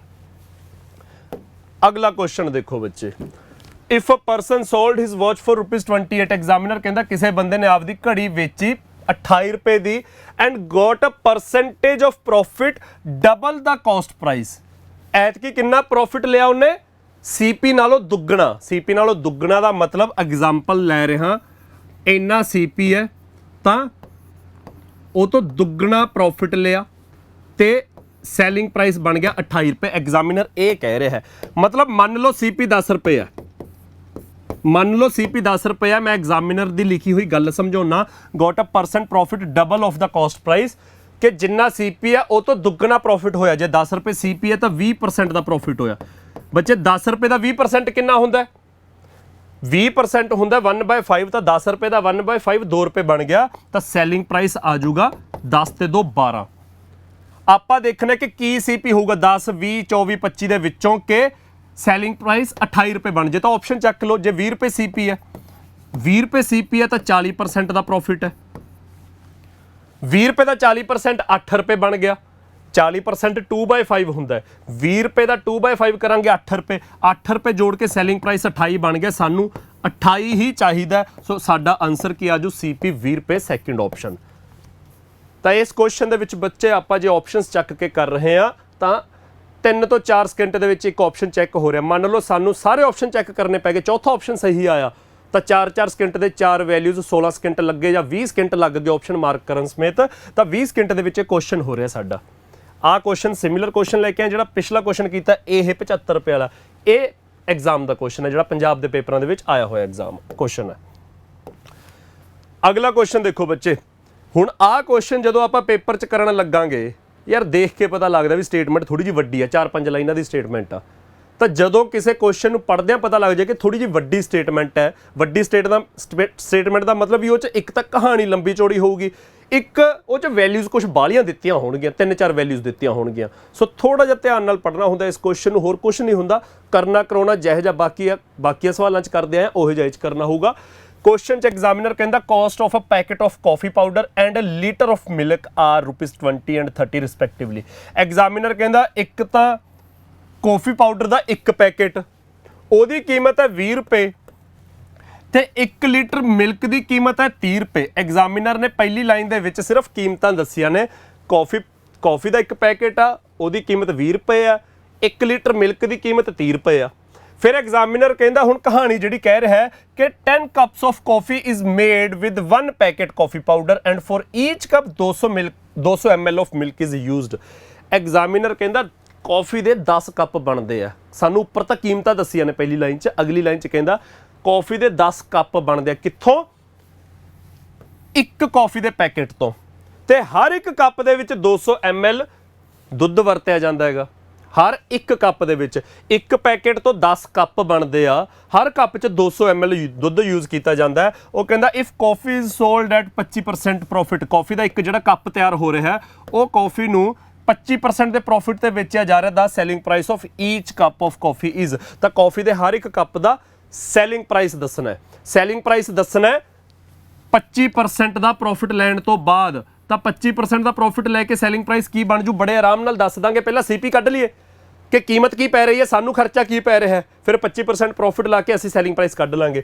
ਤਾਂ ਕੀਮਤ ਜਿਹੜੀ ਪੈ ਰਹੀ ਹੈ ਪਹਿਲਾਂ ਆਪਾਂ 10 ਕੱਪ ਦੀ ਕੱਢ ਦਿਆਂਗੇ, ਫਿਰ ਇੱਕ ਕੱਪ ਕੱਢ ਲਾਂਗੇ 10 ਨਾਲ ਡਿਵਾਈਡ ਕਰਕੇ। 10 ਕੱਪ ਕਿੱਥੋਂ ਤਿਆਰ ਹੁੰਦੇ ਆ ਬੱਚੇ? 10 ਕੱਪ ਹੁੰਦੇ ਆ ਤਿਆਰ ਇੱਕ ਕੌਫੀ ਪੈਕੇਟ, ਉਹ ਕਹਿੰਦੇ ਆ ਨਾ 10 cup 10 cups of coffee is made with 1 coffee packet। ਤਾਂ 10 ਕੱਪ ਤਿਆਰ ਕਰਨ ਲਈ ਇੱਕ ਕੌਫੀ ਪੈਕੇਟ ਤੇ ਹਰ ਕੱਪ ਦੇ ਵਿੱਚ 200 ml ਮਿਲਕ। ਹਰ ਕੱਪ 'ਚ 200 ml ਮਿਲਕ ਹੈ ਤਾਂ ਆਪਾਂ 10 ਕੱਪਾਂ ਦਾ ਹਿਸਾਬ ਲਾਉਣਾ, ਤਾਂ 200 ml into 10 is equal to 2 litre milk. ਤਾਂ ਬੱਚੇ ਕੌਫੀ ਦੇ 10 ਕੱਪ ਕਿੱਥੋਂ ਤਿਆਰ ਹੋ ਰਹੇ ਨੇ? ਇੱਕ ਕੌਫੀ ਦਾ ਪੈਕੇਟ ਤੇ 2 ਲੀਟਰ ਦਾ ਦੁੱਧ। ਤਾਂ ਇਹਦਾ ਖਰਚਾ ਕਿੰਨਾ ਆ ਗਿਆ? 10 ਕੱਪਾਂ ਦਾ ਖਰਚਾ ਬਣ ਜੂ। ਇੱਕ ਕੌਫੀ ਪੈਕੇਟ ਤਾਂ 20 ਰੁਪਏ ਦਾ, ਇੱਕ ਕੌਫੀ ਪੈਕੇਟ 20 ਰੁਪਏ ਦਾ, 2 ਲੀਟਰ ਮਿਲਕ, 1 ਲੀਟਰ 30 ਰੁਪਏ ਦਾ ਮਿਲਕ ਹੈ ਤਾਂ 2 ਲੀਟਰ 60 ਦਾ ਹੋ ਗਿਆ। ਤਾਂ ਕੁੱਲ ਖਰਚਾ 80 ਰੁਪਏ। 10 ਕੱਪਾਂ ਦਾ ਹਿਸਾਬ ਲਾ ਰਹੇ ਹਾਂ। 10 ਕੱਪ ਕਿੱਥੋਂ ਬਣ ਰਹੇ ਨੇ? ਇੱਕ ਕੌਫੀ ਦੇ ਪੈਕੇਟ ਤੋਂ, ਤਾਂ ਉਹ ਪੈਕੇਟ 20 ਰੁਪਏ ਦਾ। ਹਰ ਕੱਪ 'ਚ 200 ml ਦੁੱਧ ਲੱਗ ਰਿਹਾ ਹੈ ਤਾਂ ਆਪਾਂ 10 ਕੱਪਾਂ ਦਾ ਹਿਸਾਬ ਲਾਉਣਾ, ਤਾਂ 2 ਲੀਟਰ ਬਣ ਗਿਆ। 1 ਲੀਟਰ ਜੇ 30 ਰੁਪਏ ਦਾ, 2 ਲੀਟਰ 60 ਦਾ, ਤਾਂ 10 ਕੌਫੀ ਦੇ ਕੱਪ ਨੇ ਬੱਚੇ ਜਿਹੜੇ ਉਹ 80 ਰੁਪਏ 'ਚ ਤਿਆਰ ਹੋ ਰਹੇ ਨੇ। ਤਾਂ ਇੱਕ ਕੱਪ ਕਿੰਨੇ 'ਚ ਤਿਆਰ ਹੋ ਰਿਹਾ ਹੈ? 8 ਰੁਪਏ ਦੇ ਵਿੱਚ। ਇੱਕ ਕੱਪ ਦਾ CP 8 ਰੁਪਏ। ਜੇ 10 ਕੱਪਾਂ ਦਾ 80 ਰੁਪਏ ਤਾਂ ਇੱਕ ਕੱਪ ਦਾ 8 ਰੁਪਏ CP ਹੈ। ਉਹਦੇ ਵਿੱਚ ਅੱਗੇ 25% ਦਾ ਪ੍ਰੋਫਿਟ ਹੈ ਤਾਂ ਸੈਲਿੰਗ ਪ੍ਰਾਈਸ ਕੀ ਹੋ ਜੂ, ਇਹ ਆਪਣਾ ਕੁਐਸਚਨ ਹੈ ਬੱਚੇ। 25% ਦਾ ਪ੍ਰੋਫਿਟ 1/4 ਹੁੰਦਾ ਹੈ, ਤਾਂ 8 ਰੁਪਏ ਦਾ 1/4 ਹੋ ਗਿਆ 2 ਰੁਪਏ। 8 ਰੁਪਏ ਦਾ 1/4 ਹੋ ਗਿਆ 2 ਰੁਪਏ, ਤਾਂ ਸੈਲਿੰਗ ਪ੍ਰਾਈਸ ਕੀ ਬਣ ਜੂ 8 + 2 10 ਰੁਪਏ। ਤਾਂ 1 cup the selling price will be 4th option 10 ਰੁਪਏ। ਤਾਂ ਇਸ ਕੁਐਸਚਨ ਦੀ ਕੈਲਕੂਲੇਸ਼ਨ ਬਹੁਤ ਸੌਖੀ ਹੈ, ਬਸ ਹਿਸਾਬ ਕਿਤਾਬ ਜਾ ਲਾਉਣਾ ਵੀ 10 ਕੱਪ ਕਿਹਦੇ ਤੋਂ ਬਣ ਰਹੇ ਨੇ, 10 ਕੱਪ ਕਿਹਦੇ ਤੋਂ ਬਣ ਰਹੇ ਨੇ। ਕੁੱਲ ਕੀਮਤ 80 ਰੁਪਏ ਆ ਗਈ, ਤਾਂ 1 ਕੱਪ 8 ਰੁਪਏ ਦਾ ਆ ਗਿਆ। CP 1 ਕੱਪ 8 ਰੁਪਏ ਦਾ, ਤਾਂ 25% ਪ੍ਰੋਫਿਟ ਲਾ ਕੇ ਆਪਾਂ ਸੈਲਿੰਗ ਪ੍ਰਾਈਸ ਕੱਢਣਾ ਸੀ 1 ਕੱਪ ਦਾ, ਤਾਂ ਦੈਟ ਵਿਲ ਬੀ ₹10। ਤਾਂ ਬਹੁਤ ਸੌਖਾ ਕੁਐਸਚਨ ਹੈ, ਜਿਹਦੀ ਸਟੇਟਮੈਂਟ ਬਹੁਤ ਲੰਬੀ ਚੌੜੀ ਹੈ, ਕੋਈ ਕਹਾਣੀ ਬਣ ਰਹੀ ਹੈ, ਬਹੁਤ ਜ਼ਿਆਦਾ ਵੈਲਿਊਜ਼ ਦਿੱਤੀਆਂ ਹੋਈਆਂ ਨੇਗੀਆਂ।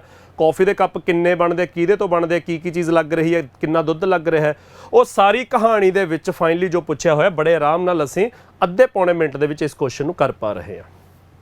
ਤਾਂ ਐਡੀ ਕੁ ਗੱਲਬਾਤ ਹੈ।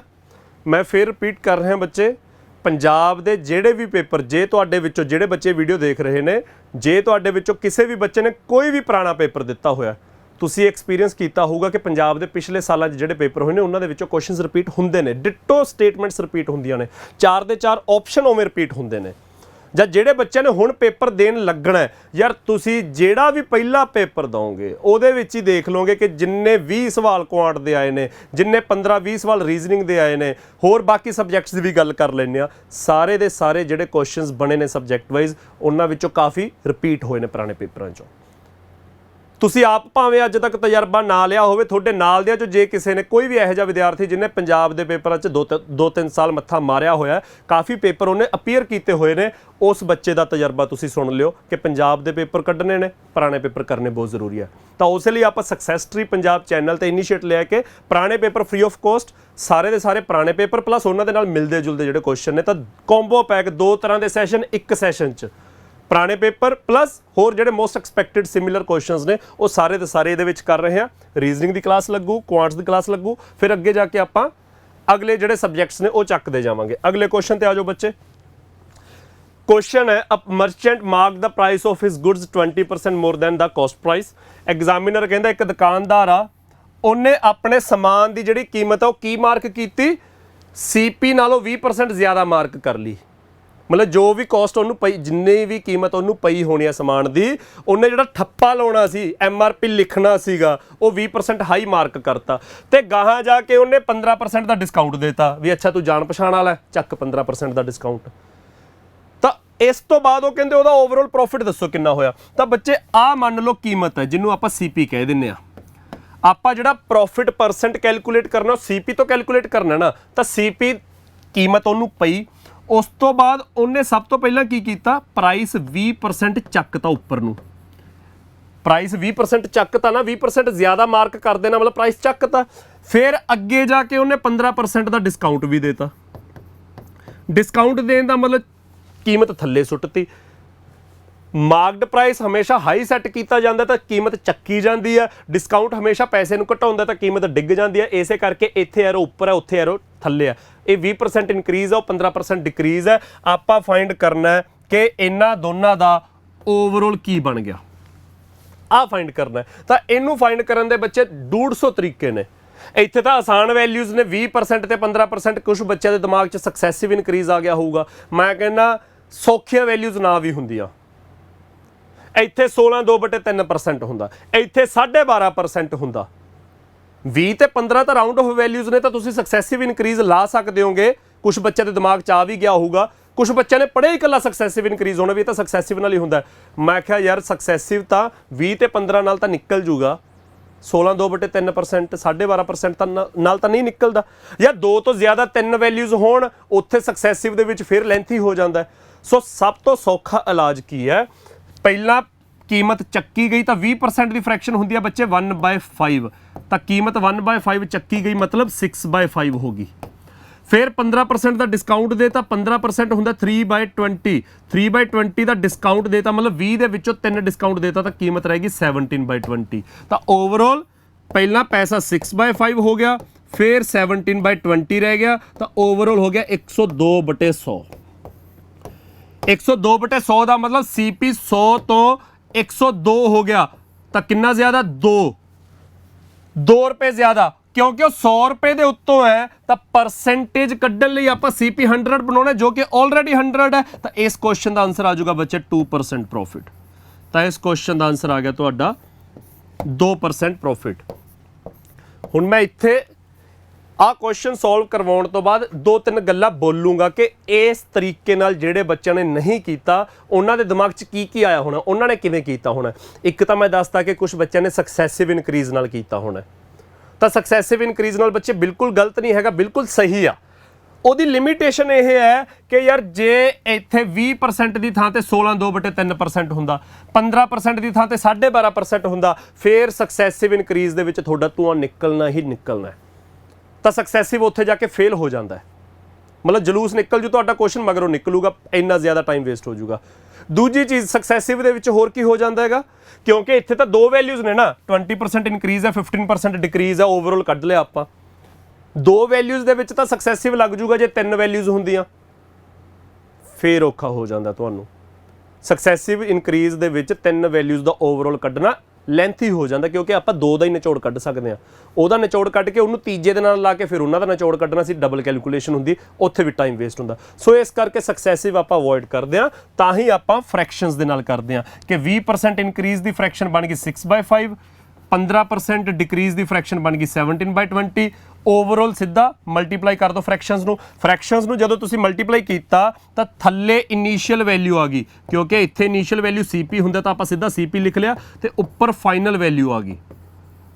ਹਮੇਸ਼ਾ ਫਰੈਕਸ਼ਨ ਦੇ ਵਿੱਚ ਥੱਲੇ ਇਨੀਸ਼ੀਅਲ ਉੱਪਰ ਫਾਈਨਲ ਹੁੰਦਾ।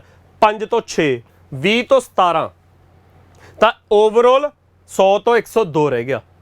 100 ਤੋਂ 102 ਹੋ ਗਿਆ, ਰਹਿ ਗਿਆ ਤਾਂ ਕਹਿੰਦੇ ਜੇ ਘਟ ਗਿਆ ਹੁੰਦਾ, ਵੱਧ ਗਿਆ ਤਾਂ 100 ਤੋਂ 102 ਹੋ ਗਿਆ, ਮਤਲਬ 2 ਰੁਪਏ ਦਾ ਇਨਕਰੀਜ਼ ਹੈ। ਪਰਸੈਂਟੇਜ ਕੱਢਣਾ ਤਾਂ 2 ਰੁਪਏ ਨੂੰ 100 ਤੋਂ ਦੇਖਾਂਗੇ, ਕਿਉਂਕਿ ਪਰਸੈਂਟੇਜ ਕੱਢਣ ਲਈ ਵੈਸੇ ਹੀ 100 ਤੋਂ ਦੇਖਣਾ ਹੁੰਦਾ ਤਾਂ 2% ਹੀ ਆ ਜਾਂਦਾ, ਤਾਂ ਇਸ ਕਰਕੇ ਆਨਸਰ ਆਪਣਾ 2% ਪ੍ਰੋਫਿਟ ਹੈ। ਅਗਲਾ ਕੁਐਸਚਨ ਦੇਖੋ, ਮੈਂ ਸਿਮਿਲਰ ਕੁਐਸਚਨ ਥੋੜਾ ਜਿਹਾ ਟੇਢਾ ਲੈ ਕੇ ਆਇਆ। ਐਗਜ਼ਾਮੀਨਰ ਕਹਿੰਦਾ a trader lists his articles 50% above the CP and allows 2 successive discounts each of 10%। Examiner ਕਹਿੰਦਾ ਇੱਕ ਟ੍ਰੇਡਰ ਆ, ਵਪਾਰੀ ਆ, ਉਹਨੇ ਪਹਿਲਾਂ ਤਾਂ ਆਪਣਾ ਜਿਹੜਾ ਸਮਾਨ ਹੈ ਉਹਦੀ ਕੀਮਤ ਸੈੱਟ ਕੀਤੀ 50% ਜ਼ਿਆਦਾ, ਫਿਰ ਉੱਥੇ ਜਾ ਕੇ 10% ਦੇ ਡਿਸਕਾਊਂਟ ਦੇਤੇ, ਤਾਂ ਕੁੱਲ ਕਿੰਨੀਆਂ ਵੈਲਿਊਜ਼ ਹੋ ਗਈਆਂ? 3 ਵੈਲਿਊਜ਼ ਹੋ ਗਈਆਂ। ਪਹਿਲਾਂ ਉਹਨੇ ਕੀਮਤ ਸੈੱਟ ਕੀਤੀ 50% ਹਾਈ, ਤਾਂ ਪੈਸਾ 50% ਚੱਕਿਆ ਗਿਆ, ਫਿਰ 10% ਦੇ 2 ਡਿਸਕਾਊਂਟ ਦੇ ਰਿਹਾ ਹੈ। ਡਿਸਕਾਊਂਟ ਨੇ ਪੈਸਾ ਥੱਲੇ ਸੁੱਟਣਾ, ਤਾਂ ਇਸ ਕਰਕੇ ਡਿਕਰੀਜ਼, ਥੱਲੇ ਹੇਠਾਂ ਦਾ ਸਾਈਨ ਲਾਤਾ ਆਪਾਂ। ਤਾਂ ਇਹਦਾ ਆਪਾਂ ਓਵਰਆਲ ਦੱਸਣਾ ਵੀ ਉਹਨੂੰ ਕਿੰਨਾ ਪ੍ਰੋਫਿਟ ਹੋਇਆ। ਤਾਂ ਓਵਰਆਲ ਕਿੰਨਾ ਪ੍ਰੋਫਿਟ ਹੋਇਆ ਉਹ ਬੱਚੇ? 50% ਦੀ ਫਰੈਕਸ਼ਨ ਹੁੰਦੀ ਹੈ 1/2, ਤਾਂ 1/2 ਇਨਕਰੀਜ਼ ਦਾ ਮਤਲਬ 3/2 ਹੋ ਗਿਆ। 10% ਦੀ ਫਰੈਕਸ਼ਨ ਹੁੰਦੀ ਹੈ 1/10, 1/10 ਦਾ ਡਿਸਕਾਊਂਟ ਹੈ ਤਾਂ 10 ਤੋਂ 1 ਡਿਸਕਾਊਂਟ ਦੇ ਕੇ 9/10 ਰਹਿ ਗਿਆ। ਇੱਥੇ ਵੀ 1/10, 10 ਚੋਂ 1 ਦਾ ਡਿਸਕਾਊਂਟ ਦੇ ਕੇ 9/10 ਰਹਿ ਗਿਆ। ਆਹ ਫਰੈਕਸ਼ਨਸ ਸਾਰੇ ਬੱਚਿਆਂ ਨੂੰ ਕੱਢਣੀਆਂ ਆਉਂਦੀਆਂ ਹੋਣੀਆਂ ਚਾਹੀਦੀਆਂ ਨੇ, ਫੇਰ ਕੱਢਣ ਪਾਉਣ ਨੂੰ ਕੁਐਸਚਨ 'ਚ ਕੁਛ ਨਹੀਂ ਰਹਿ ਗਿਆ। ਪਹਿਲਾਂ 3/2 ਹੋ ਗਿਆ, ਫਿਰ 9/10 ਹੋ ਗਿਆ, ਫਿਰ 9/10 ਹੋ ਗਿਆ, ਤਾਂ ਓਵਰਆਲ ਕੀ ਬਣ ਗਿਆ? 9 × 9 81 × 2 3 243, ਥੱਲੇ 2 × 10 × 10 200, ਤਾਂ ਬੱਚਿਆ ਜਿਹੜਾ 200 ਤੇ ਉੱਪਰ 243 ਆ ਗਿਆ। ਇਹ ਹੈ ਕਿ ਇਨੀਸ਼ੀਅਲ ਵੈਲਿਊ ਜੋ ਕਿ CP ਹੁੰਦਾ ਉਹ 200 ਹੈ, ਤੇ ਵੈਲਿਊ 200 ਤੋਂ 243 ਹੋ ਗਈ, ਮਤਲਬ 43 ਦਾ ਇਨਕਰੀਜ਼ ਆ, 43 ਦਾ ਪ੍ਰੋਫਿਟ ਹੋ ਗਿਆ ਉਹਨੂੰ। ਆਪਾਂ ਪਰਸੈਂਟੇਜ ਦੇ ਵਿੱਚ ਪ੍ਰੋਫਿਟ ਕੱਢਣਾ ਤਾਂ 43 ਦਾ ਪ੍ਰੋਫਿਟ ਦੇਖਿਆ ਜਾਊਗਾ 200 ਤੋਂ, ਤਾਂ ਬੱਚੇ ਪਰਸੈਂਟੇਜ ਕੱਢਣ ਲਈ 43 ਦਾ ਕੰਪੈਰੀਜ਼ਨ 200 ਦੇ ਨਾਲ, ਤੇ ਪਰਸੈਂਟੇਜ ਕੱਢਣ ਲਈ ਮਲਟੀਪਲਾਈ 100 ਸਭ ਨੂੰ ਪਤਾ, 00 ਨਾਲ 00, 43/2, 21% ਆਨਸਰ ਆ ਗਿਆ ਬੱਚੇ ਸਾਰਿਆਂ ਦਾ। ਜੇ ਕਿਸੇ ਬੱਚੇ ਕੋਲ ਇਹ ਤੋਂ ਕੋਈ ਸੌਖਾ ਤਰੀਕਾ ਹੈਗਾ ਆਪਦਾ ਕਰਦੇ ਜਾਇਓ, ਨਹੀਂ ਤਾਂ ਇਹ ਸਭ ਤੋਂ ਸੌਖਾ ਤਰੀਕਾ ਹੈ। ਇਹਦੇ ਵਿੱਚ ਜਿੰਨਾ ਮਰਜ਼ੀ ਕੰਪਲਿਕੇਟਡ ਕੁਐਸਚਨ ਬਣਾ ਲਈਏ, ਆ ਮੈਂ ਕੁਐਸਚਨ ਲਿਆ ਹੈ ਨਾ 3 ਵੈਲਿਊਜ਼ ਨਾਲ, 50% ਪ੍ਰਾਈਸ ਉਹਨੇ ਹਾਈ ਸੈੱਟ ਕੀਤਾ, ਫਿਰ 10% ਦੇ 2 ਡਿਸਕਾਊਂਟ ਦੇਤੇ, ਤਾਂ ਕੁੱਲ 3 ਵੈਲਿਊਜ਼ ਹੋ ਗਈਆਂ। ਸਕਸੈਸਿਵ ਇਨਕਰੀਜ਼ ਵਾਲੇ ਜਵਾਕ ਇਹ ਤੋਂ ਦੁੱਗਣਾ ਟਾਈਮ ਲੈਣਗੇ। ਸਕਸੈਸਿਵ ਇਨਕਰੀਜ਼ ਵਾਲੇ ਜਵਾਕ ਪਹਿਲਾਂ ਇਹਨਾਂ ਦੋਨਾਂ ਦਾ ਨਿਚੋੜ ਕੱਢਣਗੇ, ਜੋ ਦੋਨਾਂ ਦਾ ਨਿਚੋੜ ਆ ਗਿਆ ਉਹਨੂੰ ਤੀਜੇ 10% ਨਾਲ ਲਾ ਕੇ ਉਹਦਾ ਨਿਚੋੜ ਕੱਢਣਗੇ, ਉਹ 21.5% ਆਊਗਾ। ਤਾਂ ਡਬਲ ਕੈਲਕੂਲੇਸ਼ਨ ਹੈ। ਫਰੈਕਸ਼ਨਸ ਦੇ ਨਾਲ 50% ਹਾਈ ਆ ਦਿਮਾਗ 'ਚ ਆ ਗਿਆ, 10% ਦਾ ਡਿਸਕਾਊਂਟ ਆ ਦਿਮਾਗ 'ਚ ਆ ਗਿਆ, ਫਿਰ 10% ਦਾ ਡਿਸਕਾਊਂਟ ਆ ਦਿਮਾਗ 'ਚ ਆ ਗਿਆ। ਤਿੰਨੇ ਵੈਲਿਊਜ਼, ਤਿੰਨੇ ਫਰੈਕਸ਼ਨਸ ਦਿਮਾਗ 'ਚ ਆ ਗਈਆਂ, ਤਾਂ ਮਲਟੀਪਲਾਈ ਕਰਕੇ ਆ ਬਣ ਗਿਆ, ਫਿਰ 43 ਰੁਪਏ ਦਾ ਪ੍ਰੋਫਿਟ 200 ਤੇ ਲਾ ਦਿਓ, ਆਨਸਰ ਆ ਜਾਊਗਾ। ਸਮਝ ਆ ਗਿਆ ਜੀ ਸਾਰਿਆਂ ਨੂੰ? ਤਾਂ ਬੱਚੇ परसेंटेज ਦੇ ਵਿੱਚ ਜਿਹੜੇ ਫ੍ਰੈਕਸ਼ਨਸ ਪੜ ਰਹੇ ਹਾਂ ਸਾਰਾ ਸਿਲੇਬਸ ਸਾਡਾ ਫ੍ਰੈਕਸ਼ਨਾਂ ਦੇ ਉੱਤੇ ਖੇਡੂਗਾ ਤੇ ਇੱਕੋ ਤਰੀਕੇ ਨਾਲ ਖੇਡਾਂਗੇ। ਇਸ ਲਈ ਹਮੇਸ਼ਾ ਸਾਨੂੰ ਕਨਫਿਊਜ਼ਨ ਤੋਂ ਬਚਾ ਰਹਿ ਜਾਂਦਾ ਹੈਗਾ, ਕਨਫਿਊਜ਼ ਨਹੀਂ ਹੁੰਦੇ ਕਿਉਂਕਿ ਪਤਾ ਹਰ ਤੀਜੇ ਚੌਥੇ ਸਵਾਲ 'ਚ ਉਹੀ ਚੀਜ਼ਾਂ ਨੇ ਉਸੇ ਤਰ੍ਹਾਂ ਯੂਜ਼ ਹੋਣਾ ਹੈਗਾ। ਤਾਂ ਹਰ ਇੱਕ ਵਾਰ ਕੋਈ ਨਵਾਂ ਤਰੀਕਾ ਨਹੀਂ, ਕੋਈ ਨਵੇਂ ਫਾਰਮੂਲੇ ਨਹੀਂ ਕਰਾਂਗੇ, ਹਮੇਸ਼ਾ ਚੀਜ਼ਾਂ ਫ੍ਰੈਕਸ਼ਨਸ ਦੇ ਨਾਲ, ਰੇਸ਼ੀਓ ਦੇ ਨਾਲ, ਪਰਸੈਂਟੇਜ ਦੇ ਨਾਲ ਕਰਦੇ ਜਾਵਾਂਗੇ। ਅੱਗੇ ਦੇਖੋ ਬੱਚੇ, ਅਗਲਾ ਕੁਐਸਚਨ ਸਿੰਪਲ ਇੰਟਰਸਟ ਦਾ ਕੁਐਸਚਨ ਹੈ। ਸਿਰਫ ਪੰਜਾਬ ਦੇ ਪੇਪਰਾਂ 'ਚ ਨਹੀਂ, SSC 'ਚ ਵੀ ਪੁੱਛਿਆ ਹੋਇਆ ਕੁਐਸਚਨ ਹੈ ਸੇਮ ਸਟੇਟਮੈਂਟ। ਇਹ ਸੇਮ ਸਟੇਟਮੈਂਟ ਕਾਫੀ ਪੇਪਰਾਂ 'ਚ ਆਈ ਹੋਈ ਹੈ। ਤਾਂ ਇਹਦੇ ਨਾਲ ਦਾ ਜਿਹੜਾ ਮੈਂ ਅਗਲਾ ਸਿਮਿਲਰ ਕੁਐਸਚਨ ਲੈ ਕੇ ਆਇਆ ਉਹ ਇਹਦੇ ਨਾਲ ਦਾ ਕੁਐਸਚਨ ਹੈ, ਪਰ ਉਹ ਵੀ ਪੰਜਾਬ ਦੇ ਪੁਰਾਣੇ ਪੇਪਰ ਦਾ ਕੁਐਸਚਨ ਹੈ। ਐਗਜ਼ਾਮੀਨਰ ਕਹਿੰਦਾ 1550 ਰੁਪਏ ਸਮ ਵਾਸ ਲੈਂਟ ਪਾਰਟਲੀ ਐਟ 5% ਐਂਡ ਪਾਰਟਲੀ ਐਟ 8% ਪਰ ਐਨਮ ਸਿੰਪਲ ਇੰਟਰਸਟ। ਐਗਜ਼ਾਮੀਨਰ ਕਹਿੰਦਾ ਕੁੱਲ 1550 ਰੁਪਏ ਨੇ, ਉਹਦੇ ਵਿੱਚੋਂ ਕੁਝ ਪੈਸੇ 5% ਇੰਟਰਸਟ ਤੇ ਰੱਖਤੇ, ਬਾਕੀ ਜਿਹੜੇ ਬਚ ਗਏ ਉਹ 8% ਤੇ ਰੱਖਤੇ। ਸਾਨੂੰ ਨਹੀਂ ਪਤਾ ਕਿੰਨੇ ਰੁਪਏ 5% ਇੰਟਰਸਟ ਤੇ ਰੱਖੇ, ਬਾਕੀ ਕਿੰਨੇ 8% ਤੇ ਰੱਖੇ, ਕਿੱਧਰ ਵੱਧ ਰੱਖੇ ਕਿੱਧਰ ਘੱਟ ਰੱਖੇ, ਸਾਨੂੰ ਕੋਈ ਅੰਦਾਜ਼ਾ ਨਹੀਂ ਹੈਗਾ।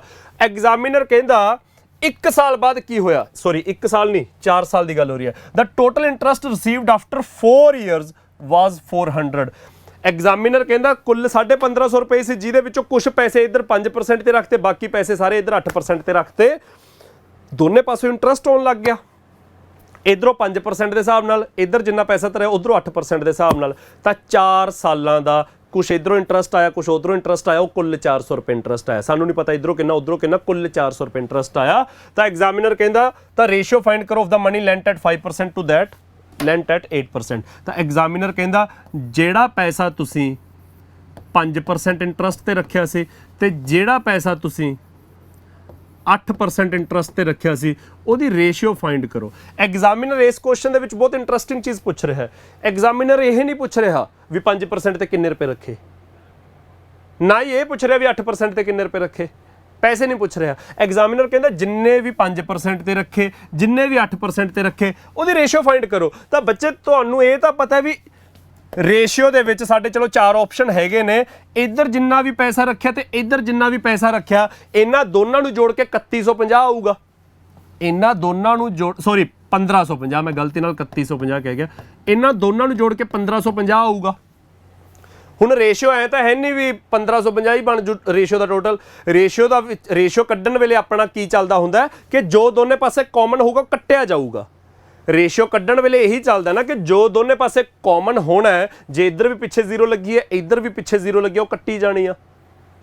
ਰੇਸ਼ੀਓ ਕੱਢਣ ਵੇਲੇ ਕਾਮਨ ਕੱਟਦੇ ਆ। ਤਾਂ ਇਸ ਕਰਕੇ ਬੱਚੇ ਆ ਜਿਹੜੀ ਰੇਸ਼ੀਓ ਬਣ ਜੂਗੀ, ਇਸ ਰੇਸ਼ੀਓ ਦਾ ਟੋਟਲ ਹੈ ਜਿਹੜਾ ਉਹ 1550 ਤਾਂ ਨਹੀਂ ਬਣੂਗਾ, ਪਰ 1550 ਦਾ ਕੋਈ ਫੈਕਟਰ ਜ਼ਰੂਰ ਬਣ ਜੂਗਾ। ਜਿਵੇਂ 1550 5 ਦੇ ਟੇਬਲ 'ਚ ਜਾਂਦਾ, ਹੋਰ ਕਈਆਂ ਦੇ ਟੇਬਲ 'ਚ ਜਾਂਦਾ ਹੈਗਾ। ਤਾਂ ਆਪਣੇ ਚਾਂਸਿਸ ਕੀ ਨੇ ਕਿ ਰੇਸ਼ੀਓ ਦਾ ਸਮ 1550 ਤਾਂ ਚਾਹੇ ਨਾ ਬਣੇ ਪਰ ਉਹਦਾ ਕੋਈ ਫੈਕਟਰ ਬਣੂ। ਤਾਂ ਬੱਚੇ 16 ਤੇ 15 ਦਾ ਕੁੱਲ 31 ਹੁੰਦਾ, 17 ਤੇ 15 ਦਾ ਟੋਟਲ 32 ਹੁੰਦਾ, 16 ਤੇ 13 ਦਾ 29 ਹੁੰਦਾ, 16 ਤੇ 19 ਦਾ 35 ਹੁੰਦਾ। ਤਾਂ ਇਹਨਾਂ ਚੋਂ ਕਿਹੜਾ ਨੰਬਰ ਹੈ ਜਿਹੜਾ 1550 ਦਾ ਫੈਕਟਰ ਹੈ? ਸਿਰਫ 31। ਤਾਂ ਆਨਸਰ ਵਿਲ ਬੀ 16:15। ਸਾਨੂੰ ਇੱਧਰ ਉੱਧਰ ਝਾਕਣ ਦੀ ਜਮਾ ਲੋੜ ਨਹੀਂ ਹੈਗੀ, ਇਸ ਕੁਐਸਚਨ ਨੂੰ ਸੋਲਵ ਕਰਨ ਦੀ ਜਮਾ ਲੋੜ ਨਹੀਂ ਹੈਗੀ। ਪੇਪਰ ਦੇ ਵਿੱਚ ਸਿੱਧਾ ਆਨਸਰ ਮਾਰਕ ਕਰਾਂਗੇ। ਸਾਨੂੰ ਨਹੀਂ ਪਤਾ ਲੱਗ ਰਿਹਾ ਵੀ 16:15 ਸਹੀ ਹੈ, ਅਸੀਂ ਕਿਹੜਾ ਕੁਝ ਸੋਲਵ ਕੀਤਾ, ਸਾਨੂੰ ਇਹ ਪਤਾ ਹੈ ਵੀ ਭਾਈ ਬਾਕੀ ਸਾਰੇ ਗਲਤ ਨੇਗੇ। ਜਦੋਂ 4 ਦੇ ਵਿੱਚੋਂ 3 ਪੱਕੇ ਗਲਤ ਪਤਾ ਲੱਗ ਗਏ ਤਾਂ ਚੌਥਾ ਆਪੇ ਸਹੀ ਹੈ। ਕਿਉਂ ਗਲਤ ਨੇ? ਟੋਟਲ 32 ਨਹੀਂ ਬਣ ਸਕਦਾ। ਰੇਸ਼ੀਓ ਦਾ ਟੋਟਲ 32 ਬਣਨ ਦਾ ਮਤਲਬ ਇਹਨੇ 32 ਦਾ ਮਲਟੀਪਲ ਹੋਣਾ ਸੀ, ਪਰ ਇਹ ਨਹੀਂ ਹੈਗਾ।